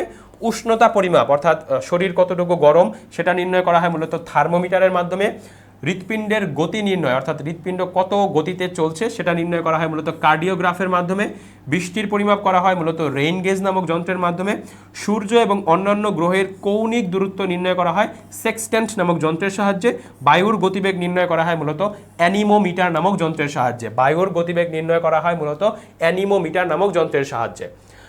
এই টাইপের প্রশ্ন সাধারণ বিজ্ঞান থেকে সচরাচর চলে আসে, এগুলো একটু ভালো করে দেখে যাবে। 9 নং প্রশ্নে আমরা যাই, সূর্যের নিকটতম নক্ষত্রের নাম কি? সূর্য একটি নক্ষত্র আমরা জানি, এবং সূর্যের সবচেয়ে নিকটতম নক্ষত্রের নাম হচ্ছে প্রক্সিমা সেন্টাউরি। প্রক্সিমা সেন্টাউরি হচ্ছে মূলত সূর্যের সবচেয়ে নিকটতম নক্ষত্র। অপরদিকে এই যে লুব্ধক, লুব্ধক হচ্ছে আকাশের সবচেয়ে উজ্জ্বলতম নক্ষত্র। আকাশের সবচেয়ে উজ্জ্বলতম নক্ষত্রের নাম হচ্ছে লুব্ধক। আকাশের উজ্জ্বলতম নক্ষত্রের নাম হচ্ছে লুব্ধক। আকাশের উজ্জ্বলতম নক্ষত্রের নাম হচ্ছে মূলত লুব্ধক। এবং এই যে এই প্রশ্নগুলো যে বিভিন্ন গ্রহ উপগ্রহ এগুলো থেকে কিন্তু প্রশ্ন আসতে পারে সাধারণ বিজ্ঞান হিসেবে, ঠিক আছে। আবার যদি আমি তোমাকে প্রশ্ন করি যে পৃথিবীর নিকটতম নক্ষত্রের নাম কি, পৃথিবীর নিকটতম নক্ষত্রের নাম কিন্তু সূর্য হবে, ঠিক আছে। একটু ভালো করে প্রশ্নটা পড়ে তারপর উত্তর দেওয়ার চেষ্টা করবে। পরবর্তীতে আমরা 10 নং প্রশ্নে যাই। বাংলাদেশের সংবিধানের 36 অনুচ্ছেদে কোন মৌলিক অধিকারের কথা বলা হয়েছে? আমরা জানি যে সংবিধানের যে তৃতীয় ভাগ অর্থাৎ 26 থেকে 47 নং অনুচ্ছেদ পর্যন্ত বাংলাদেশের মানুষের যে মৌলিক অধিকারগুলো রয়েছে সেগুলো নিয়ে কথা বলা আছে, এবং 36 নং অনুচ্ছেদে মূলত চলাফেরার স্বাধীনতার কথা বলা আছে, অর্থাৎ বাংলাদেশের মানুষ চলাফেরার ক্ষেত্রে স্বাধীনতা উপভোগ করবে, কেউ তাদেরকে কোনো কিছু চাপিয়ে দিতে পারবে না। অপরদিকে এই যে সমাবেশের স্বাধীনতা, সমাবেশের স্বাধীনতা মূলত 37 নং অনুচ্ছেদে বলা আছে। সংগঠনের স্বাধীনতার কথা বলা আছে 38 নং অনুচ্ছেদে, এবং চিন্তা ও বিবেকের স্বাধীনতার কথা বলা আছে 39 নং অনুচ্ছেদে। বুঝতে পারছো? 36 নং অনুচ্ছেদে চলাফেরার স্বাধীনতা, 37 নং অনুচ্ছেদে সমাবেশের স্বাধীনতা, 38 নং অনুচ্ছেদে সংগঠনের স্বাধীনতা, এবং 39 নং অনুচ্ছেদে চিন্তা ও বিবেকের স্বাধীনতা। এই জিনিসগুলো একটু অনেক সময় প্যাচ লেগে যায়, বুঝতে পারো না কোনটা কিসে হবে, একটু লিখে লিখে তোমরা হলো গিয়ে মনে রাখতে পারো। আমরা যদি সংবিধানের তৃতীয় ভাগটা একটু দেখি, তৃতীয় ভাগে আমরা জানি মৌলিক অধিকারের কথা বলা আছে 26 থেকে 47 নং অনুচ্ছেদ পর্যন্ত। সংবিধানের যে 27 নং অনুচ্ছেদ, 27 নং অনুচ্ছেদে বলা আছে যে আইনের দৃষ্টিতে সমতা, অর্থাৎ সকল নাগরিক আইনের সমান আশ্রয় লাভের অধিকারী হবেন। সংবিধানের যে 28-এ আমরা বলেছি যে 28-এ ধর্ম প্রভৃতির কারণে বৈষম্য আছে, এবং 28-এর 2 নং অনুচ্ছেদে বলা আছে যে সর্বস্তরে নারী পুরুষের সমান অধিকার নিশ্চিত করা হবে।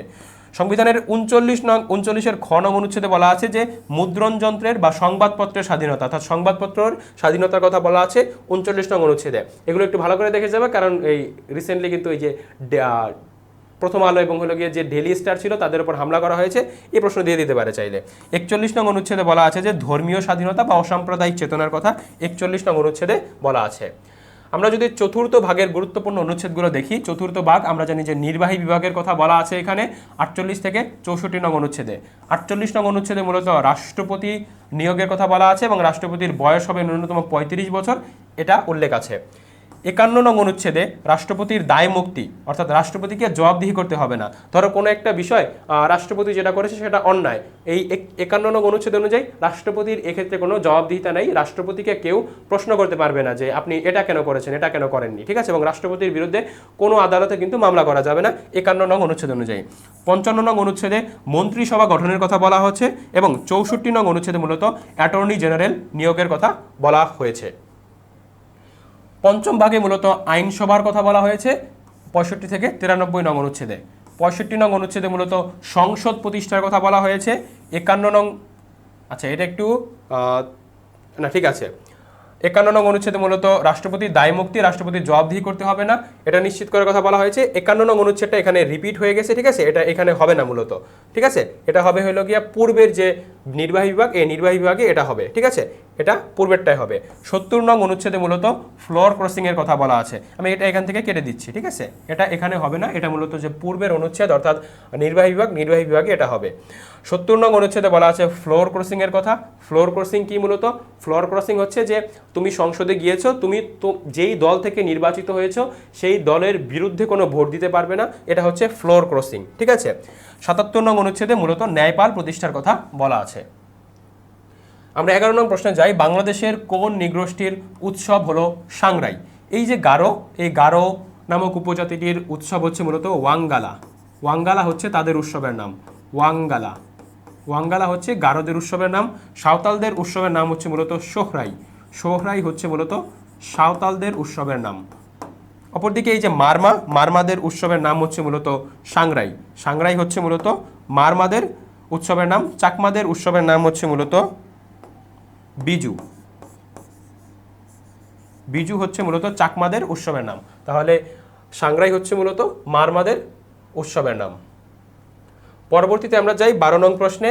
প্রথম কারা বর্ণমালা উদ্ভাবন করে? আমরা এটা দেখে এসেছি যে ফিনিশীয়রা প্রথম 22টি বর্ণমালা উদ্ভাবন করেছিল। 22টি বর্ণমালার প্রথম উদ্ভাবন করেছিল ফিনিশীয়রা। পরবর্তীতে 13 নং প্রশ্নে দ্য পারসিস্টেন্স অফ মেমোরি চিত্রকর্মটি কোন শিল্পীর? এই যে পারসিস্টেন্স শব্দের অর্থ হচ্ছে মূলত অধ্যবসায়। পারসিস্টেন্স শব্দের অর্থ হচ্ছে মূলত অধ্যবসায়। এবং এই যে দ্য পারসিস্টেন্স অফ মেমোরি, এই যে চিত্রকর্মটি, এই চিত্রকর্মটির শিল্পী হচ্ছে মূলত বিখ্যাত চিত্রশিল্পী সালভাদর ডালি। সালভাদর ডালি মূলত এই পারসিস্টেন্স অফ মেমোরি, এই চিত্রকর্মটির চিত্রশিল্পী। অপরদিকে ভিনসেন্ট ভ্যান গঘ, তিনি মূলত দ্য পটেটো ইটার্স, এছাড়াও তিনি দ্য সানফ্লাওয়ার্স, এই দুইটি মূলত চিত্রকর্মের শিল্পী হচ্ছেন ভিনসেন্ট ভ্যান গঘ। পাবলো পিকাসো, তিনি তার বিখ্যাত একটি চিত্রকর্ম হচ্ছে মূলত গুয়েরনিকা।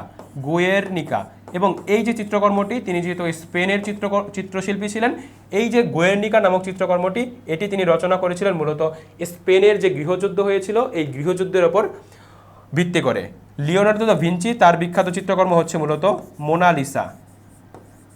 মোনালিসা হচ্ছে মূলত লিওনার্দো দা ভিঞ্চির চিত্রকর্ম। এছাড়াও দ্য ভিঞ্চি কোড রয়েছে, দ্য ভিঞ্চি কোড। আচ্ছা, ওটা আমাদের মূলত পরবর্তী স্লাইডে কিন্তু ওটি আছে, যে দ্য ভিঞ্চি কোডের কথা কিন্তু পরবর্তী স্লাইডে আছে। আমরা একটু দেখি যে কে কোন চিত্রকর্মগুলো করেছিলেন, কোনগুলো একটু গুরুত্বপূর্ণ। লিওনার্দো দা ভিঞ্চি, তিনি মোনালিসা নামক চিত্রকর্মটি করেছিলেন। The last supper, the Madonna and child, Vitruvian man এবং লা জিওকন্ডা ইত্যাদি ছিল লিওনার্দো দা ভিঞ্চির বিখ্যাত চিত্রকর্ম। হলুদ রং করাগুলো একটু বেশি গুরুত্বপূর্ণ। মাইকেল অ্যাঞ্জেলো, তিনি ডেভিড, পিয়েটা, মোজেস নামে একটি চিত্রকর্ম ছিল, এবং দ্য ক্রিয়েশন অফ অ্যাডাম, এই যে চিত্রকর্মগুলো এগুলো মূলত মাইকেল অ্যাঞ্জেলোর। পাবলো পিকাসোর গুয়েরনিকা, যেটি তিনি রচনা করেছিলেন স্পেনের গৃহযুদ্ধের ওপর ভিত্তি করে। Ladies of Avignon, The Old Guitarist, The Weeping Women ইত্যাদি ছিল পাবলো পিকাসোর চিত্রকর্ম। সালভাদর ডালি দ্য পারসিস্টেন্স অফ মেমোরি, এটা আমরা দেখেছি। ভিনসেন্ট ভ্যান গগের The Starry Night, The Sunflowers, The Potato Eaters ইত্যাদি হচ্ছে ভিনসেন্ট ভ্যান গগের বিখ্যাত চিত্রকর্ম। মকবুল ফিদা হোসেন, তাকে বলা হয় যে ভারতের পাবলো পিকাসো বলা হয় মকবুল ফিদা হোসেনকে, এবং তিনি মূলত ব্যাটল অফ গঙ্গা এবং যমুনা নামে চিত্রকর্মটি অঙ্কন করেছিলেন। আমরা পরবর্তী প্রশ্নে যাচ্ছি। নিম্নের কোন গ্রন্থটির রচয়িতা নিকোলো ম্যাকিয়াভেলি? আচ্ছা, এই যে দ্য পলিটিক্স, এই পলিটিক্স গ্রন্থের রচয়িতা হচ্ছে অ্যারিস্টটল, এবং অ্যারিস্টটল কিন্তু রাষ্ট্রবিজ্ঞানের জনক। অ্যারিস্টটল হচ্ছেন দ্য পলিটিক্স গ্রন্থের রচয়িতা। দ্য রিপাবলিক গ্রন্থের রচয়িতা হচ্ছেন মূলত প্লেটো হচ্ছেন দ্য রিপাবলিক গ্রন্থের রচয়িতা। অপরদিকে এই যে দ্য প্রিন্স গ্রন্থের রচয়িতা হচ্ছে মূলত নিকোলো ম্যাকিয়াভেলি, এবং তাকে মূলত আধুনিক রাষ্ট্রবিজ্ঞানের জনক বলা হয়। রাষ্ট্রবিজ্ঞানের জনক হচ্ছেন অ্যারিস্টটল, অপরদিকে নিকোলো ম্যাকিয়াভেলি হচ্ছেন মূলত আধুনিক রাষ্ট্রবিজ্ঞানের জনক। ওয়ার অ্যান্ড পিস, এই বইটি লিখেছিলেন মূলত লিও টলস্টয় মূলত এই যে ওয়ার অ্যান্ড পিস, এই বইটি রচনা করেছিলেন। লিও টলস্টয় মূলত ওয়ার অ্যান্ড পিস নামক এই বইটি রচনা করেছিলেন। আমরা পরবর্তী প্রশ্নে যাচ্ছি। নিম্নের কোনটি ঢাকা, চট্টগ্রাম বা সিলেটের অপর নাম নয়? ঠিক আছে, এখানে ঢাকার অপর নাম হচ্ছে মূলত জাহাঙ্গীরনগর, আমরা এটা জানি। চট্টগ্রামের অপর নাম হচ্ছে ইসলামাবাদ, এটাও আমরা জানি। অপরদিকে এই যে সিলেটের অপর নাম হচ্ছে জালালাবাদ। কিন্তু এই যে ইসলামপুর কিন্তু নিচের কোনোটিরই অপর নাম নয়, ঠিক আছে? কোনোটিরই অপর নাম বা পুরাতন নাম ইসলামপুর নয়, সুতরাং এটির উত্তর হবে ইসলামপুর। 16 নং প্রশ্নে যদি আমরা যাই, সারা দেশে বাধ্যতামূলক প্রাথমিক শিক্ষা চালু হয় কখন? আমরা জানি যে এই যে বাধ্যতামূলক প্রাথমিক শিক্ষা, এটি আইন পাস হয় 1990 সালে। আইন পাস হয় 1990 সালে। 1990 সালে এই যে প্রাথমিক বাধ্যতামূলক শিক্ষা আইন পাস হয়। অপরদিকে প্রাথমিকভাবে টেস্ট করার জন্য বা পরীক্ষা নিরীক্ষা করার জন্য এই যে আইন আমরা প্রয়োগ করছি, এটি কি কার্যকর হবে কিনা, এটি মূলত প্রাথমিকভাবে এই বাধ্যতামূলক শিক্ষা আইন চালু হয় মূলত 64টি উপজেলায়। প্রাথমিকভাবে চালু হয় 64টি উপজেলায়। প্রাথমিকভাবে 64টি উপজেলায় চালু হয় 1992 সালে।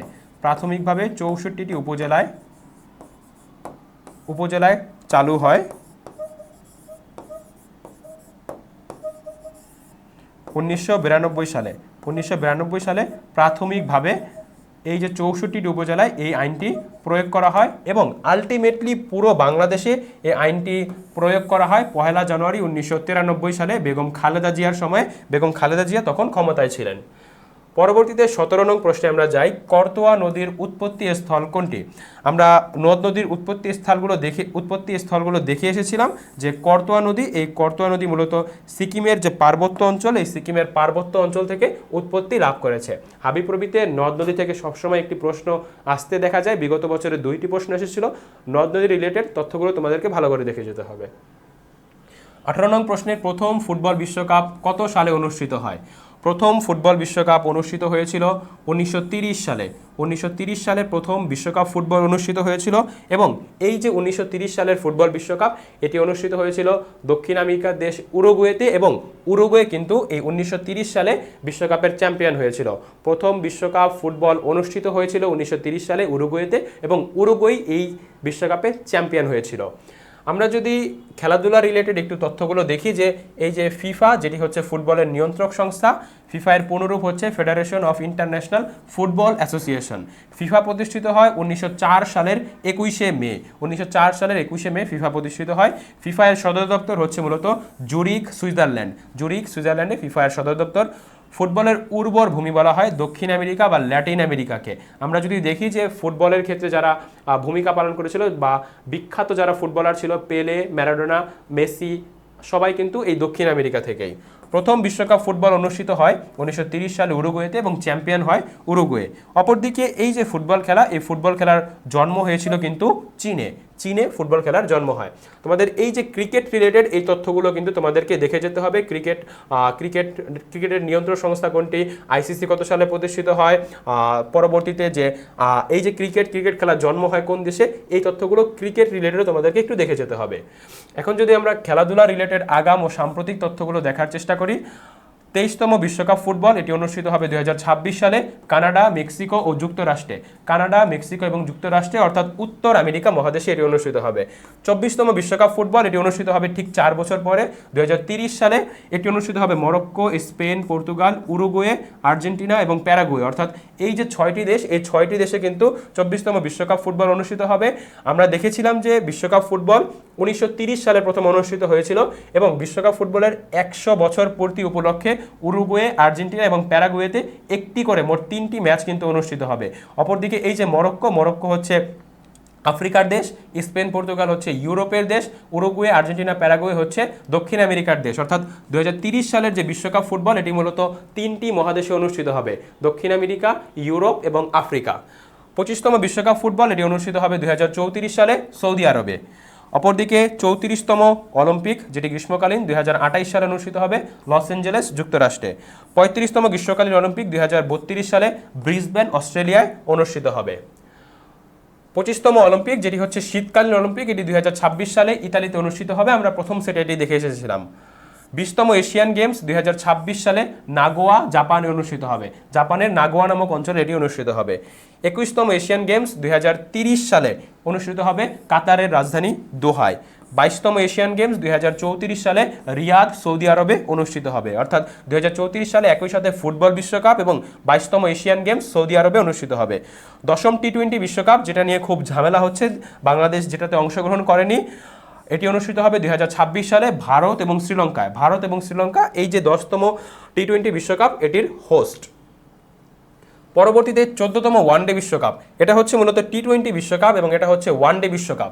14তম ওয়ানডে বিশ্বকাপ অনুষ্ঠিত হবে 2027 সালে। ওয়ানডে বিশ্বকাপ মূলত 50 ওভারে খেলা হয় এবং এটি অনুষ্ঠিত হবে দক্ষিণ আফ্রিকা, জিম্বাবুয়ে এবং নামিবিয়া, অর্থাৎ আফ্রিকার এই 3টি দেশে 14তম ওয়ানডে বিশ্বকাপ অনুষ্ঠিত হবে। 15তম ওয়ানডে বিশ্বকাপ এটি অনুষ্ঠিত হবে 2031 সালে বাংলাদেশ এবং ভারতে।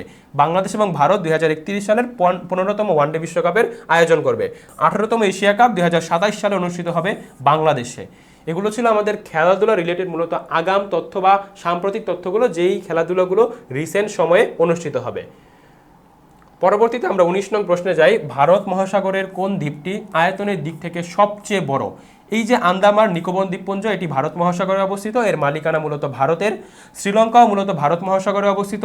সিচেলিস এই দেশটির নাম তোমরা না শুনে থাকতে পারো, এই দ্বীপটির নাম। এই দ্বীপটি মূলত মাদাগাস্কার, তোমরা দেখবে মানচিত্রে মাদাগাস্কারের ঠিক ওপরেই কিন্তু এই সিচেলিস অবস্থিত। অপরদিকে মাদাগাস্কার হচ্ছে ভারত মহাসাগরের সবচেয়ে বড় দ্বীপ। মাদাগাস্কার হচ্ছে ভারত মহাসাগরের সবচেয়ে বড় দ্বীপ। এই যে দ্বীপ রিলেটেড জিনিসগুলো, এগুলো যখন তোমরা দেখছো, চেষ্টা করবে যে মানচিত্রটা একটু দেখে নেওয়ার। মানচিত্র যদি দেখতে পারো তাহলে এই জিনিসগুলো তোমাদের জন্য খুবই সহজ হয়ে যাবে, ইজি হয়ে যাবে, এবং মুখস্থের যে প্রেশার, এই প্রেশারটা তোমাদের থাকবে না। পরবর্তীতে 20 নং প্রশ্নে আমরা যাই। বাংলাদেশের জাতীয় সঙ্গীতের ইংরেজি অনুবাদককে। আমরা জানি যে বাংলাদেশের যে জাতীয় সঙ্গীত, এর রচয়িতা ছিলেন রবীন্দ্রনাথ ঠাকুর, যিনি মূলত যে বঙ্গভঙ্গ, এই বঙ্গভঙ্গের বিরোধিতা করে মূলত এই যে জাতীয় সঙ্গীতটি এটি রচনা করেছিলেন। এবং এই যে জাতীয় সঙ্গীতটি আমার সোনার বাংলা, এটি মূলত 25 লাইন, কিন্তু বাংলাদেশের জাতীয় সঙ্গীত হিসেবে নেওয়া হয়েছে 10 লাইন, কিন্তু রাষ্ট্রীয় কোনো অনুষ্ঠানে কিন্তু বাজানো হয় প্রথম 4 চরণ, ঠিক আছে। এবং রবীন্দ্রনাথ ঠাকুর এটি মূলত যে একজন বাউল ছিলেন, গগন হরকরা, তার যে গান ছিল আমি কোথায় পাবো তাহারে, এর যে সুর ছিল, এই সুর থেকে মূলত আমাদের যে জাতীয় সঙ্গীত, এই জাতীয় সঙ্গীতের সুরটি নেওয়া হয়েছে। তোমরা আশা করি এই জিনিসগুলো জানো। এবং এই যে জাতীয় সঙ্গীতটি, আমাদের জাতীয় সঙ্গীতের ইংরেজি অনুবাদক হচ্ছেন মূলত সৈয়দ আলী আহসান। সৈয়দ আলী আহসান হচ্ছেন বাংলাদেশের জাতীয় সঙ্গীতের ইংরেজি অনুবাদক। পরবর্তীতে 21 নং প্রশ্নে আমরা যাই। কাঁদতে আসিনি, ফাঁসির দাবি নিয়ে এসেছি, কবিতাটির রচয়িতাকে। এই যে কাঁদতে আসিনি, ফাঁসির দাবি নিয়ে এসেছি, এটি মূলত ভাষা আন্দোলন ভিত্তিক একটি কবিতা এবং এর রচয়িতা হচ্ছেন মূলত মাহবুবুল আলম। মাহবুবুল আলম হচ্ছেন এর রচয়িতা। অপরদিকে জহির রায়হানও মূলত ভাষা আন্দোলন নিয়ে তার চলচ্চিত্র আছে, তার উপন্যাস আছে আরেক ফাল্গুন নামে। আলাউদ্দিন আল আজাদ, তারও একটি কবিতা রয়েছে মূলত স্মৃতিস্তম্ভ, এই কবিতাটির নাম স্মৃতিস্তম্ভ হচ্ছে আলাউদ্দিন আল আজাদের ভাষা আন্দোলন নিয়ে মূলত কবিতার নাম। শামসুর রহমান ভাষা আন্দোলন নিয়ে কিছু রচনা করেননি, কিন্তু স্বাধীনতা যুদ্ধ 1971 সালের মহান মুক্তিযুদ্ধ নিয়ে তার বিভিন্ন কবিতা রয়েছে। আমরা যদি একটু ভাষা আন্দোলন ভিত্তিক যেই উপন্যাস, চলচ্চিত্র বা নাটকগুলো রয়েছে সেগুলো একটু দেখার চেষ্টা করি। ভাষা আন্দোলন ভিত্তিক উপন্যাস আর্তনাদ, এই আর্তনাদের রচয়িতা হলেন বা শওকত ওসমান। শওকত ওসমান এই আর্তনাদ নামক উপন্যাসটির রচয়িতা। পরবর্তীতে এই যে উপন্যাস আরেক ফাল্গুন, খুবই বিখ্যাত ভাষা আন্দোলন ভিত্তিক উপন্যাস, এই আরেক ফাল্গুনের রচয়িতা হলেন মূলত জহির রায়হান। ভাষা আন্দোলন ভিত্তিক চলচ্চিত্র জীবন থেকে নেওয়া লেট দেয়ার বি লাইট, এটারও রচয়িতা হলেন মূলত জহির রায়হান। এই চলচ্চিত্রটি নির্মাণ করেছিলেন জহির রায়হান। ভাষা আন্দোলন ভিত্তিক নাটক কবর, এটি রচনা করেছিলেন মূলত মুনীর চৌধুরী। মুনীর চৌধুরী ভাষা আন্দোলন ভিত্তিক নাটক কবর রচনা করেছিলেন। পরবর্তীতে 22 নং প্রশ্নে আমরা যাই। কোন দেশকে রেইনবো নেশন বলা হয়? রেইনবো নেশন কি? রেইনবো নেশন হচ্ছে যেই দেশে একাধিক ধর্মের, একাধিক সংস্কৃতির, একাধিক মতপার্থক্যের মানুষ বসবাস করে এবং তারা খুব শান্তিতে বসবাস করে। তারা এক ধর্মের মানুষ আরেক ধর্মকে কোনো বিরূপ প্রতিক্রিয়া জানায় না। সব ধর্মের মানুষ সব ধর্মের মানুষকে সম্মান জানায়, তাদের সংস্কৃতিকে সম্মান জানায়। এই যে নেশনটি, এই নেশন হচ্ছে মূলত রেইনবো নেশন। এবং এই যে রেইনবো নেশন, এই রেইনবো নেশন বলা হয় মূলত সাউথ আফ্রিকাকে। সাউথ আফ্রিকাকে বলা হয় রেইনবো নেশন। অর্থাৎ তাদের দেশে সাদা, কালো সহ বিভিন্ন সংস্কৃতির, বিভিন্ন জাতিগোষ্ঠীর মানুষ রয়েছে এবং তারা একে অপরকে মূলত সম্মান জানায় এবং একই ভ্রাতৃত্বের বন্ধনে আবদ্ধ। এই জিনিসটাকে বলা হয় রেইনবো নেশন। পরবর্তীতে 23 নং প্রশ্নে আমরা যাই। হেরাল্ড ট্রিবিউন কোথা থেকে প্রকাশিত হয়? আমরা জানি যে লন্ডন ভিত্তিক বিভিন্ন সংবাদ মাধ্যম রয়েছে, যেমন বিবিসি, ব্রিটিশ ব্রডকাস্টিং কোম্পানি, এছাড়া রয়েছে রয়টার্স, এটি হচ্ছে লন্ডন ভিত্তিক মূলত সংবাদকর্ম। এবং এই যে হেরাল্ড ট্রিবিউনটি, এই হেরাল্ড ট্রিবিউন প্রকাশিত হয় মূলত নিউ ইয়র্ক থেকে মূলত হেরাল্ড ট্রিবিউন প্রকাশিত হয়। ফ্রান্সের একটি সংবাদ প্রতিষ্ঠান রয়েছে যেটি মূলত নাম হচ্ছে এএফপি বা associate France press. AFP associate France press.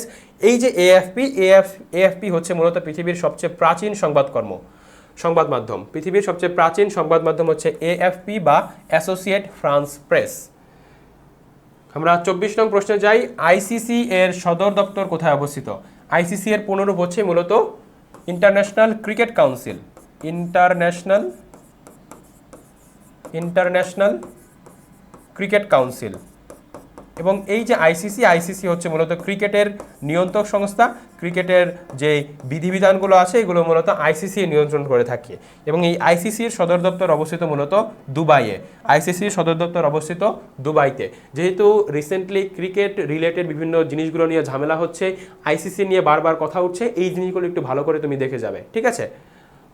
পরবর্তীতে আমরা শেষ প্রশ্ন 25 নং প্রশ্নে যাই। মেজর জিয়াউর রহমান মুক্তিযুদ্ধে কোন বাহিনীর অধিনায়ক ছিলেন? আমরা জানি যে মুক্তিযুদ্ধে 3টি বাহিনী গঠন করা হয়েছিল, জেড ফোর্স, কে ফোর্স এবং এস ফোর্স। এবং মেজর জিয়াউর রহমান মূলত জেড ফোর্সের অধিনায়ক ছিলেন। অপরদিকে এই যে কে ফোর্সের অধিনায়ক ছিলেন মেজর খালেদ মোশাররফ। মেজর খালেদ মোশাররফ ছিলেন কে ফোর্সের অধিনায়ক। মেজর খালেদ মোশাররফ ছিলেন এই যে কে ফোর্স, এই কে ফোর্সের অধিনায়ক ছিলেন মেজর খালেদ মোশাররফ। এবং এস ফোর্সের অধিনায়ক ছিলেন major K M Shafiullah. S ফোর্সের অধিনায়ক ছিলেন major K M Shafiullah. S ফোর্সের অধিনায়ক ছিলেন মূলত মেজর কে এম শফিউল্লাহ। আচ্ছা, এর মাধ্যমে আমরা মূলত যে হাবিপ্রবির 50টি প্রশ্ন, এর মাধ্যমে আমরা রিভিশনগুলো দেখালাম তোমাদেরকে, কোন টপিকগুলো থেকে প্রশ্ন আসতে পারে এবং বিভিন্ন টপিকের যে গুরুত্বপূর্ণ ব্যাখ্যাগুলো সেগুলো নিয়ে আমরা আজকের ক্লাসটি পরিচালনা করেছিলাম। আশা করি হাবিপ্রবির জন্য এই ক্লাসটি তোমাদের উপকারে আসবে। তোমরা ক্লাসটা খুব মনোযোগ সহকারে দেখবে এবং খুবই যত্ন সহকারে ক্লাসটি শেয়ার করতে পারো চাইলে। এবং আশা করি তোমাদের হাবিপ্রবির যে পরীক্ষায় এই ক্লাসটি উপকারে আসবে। তোমাদের সাথে দেখা হবে কুমিল্লা বিশ্ববিদ্যালয়ের প্রশ্ন বিশ্লেষণ এবং রিভিশন ক্লাসে। সেই সময় পর্যন্ত স্কুল অফ এক্সেলেন্সের সাথেই থাকো। আসসালামু আলাইকুম।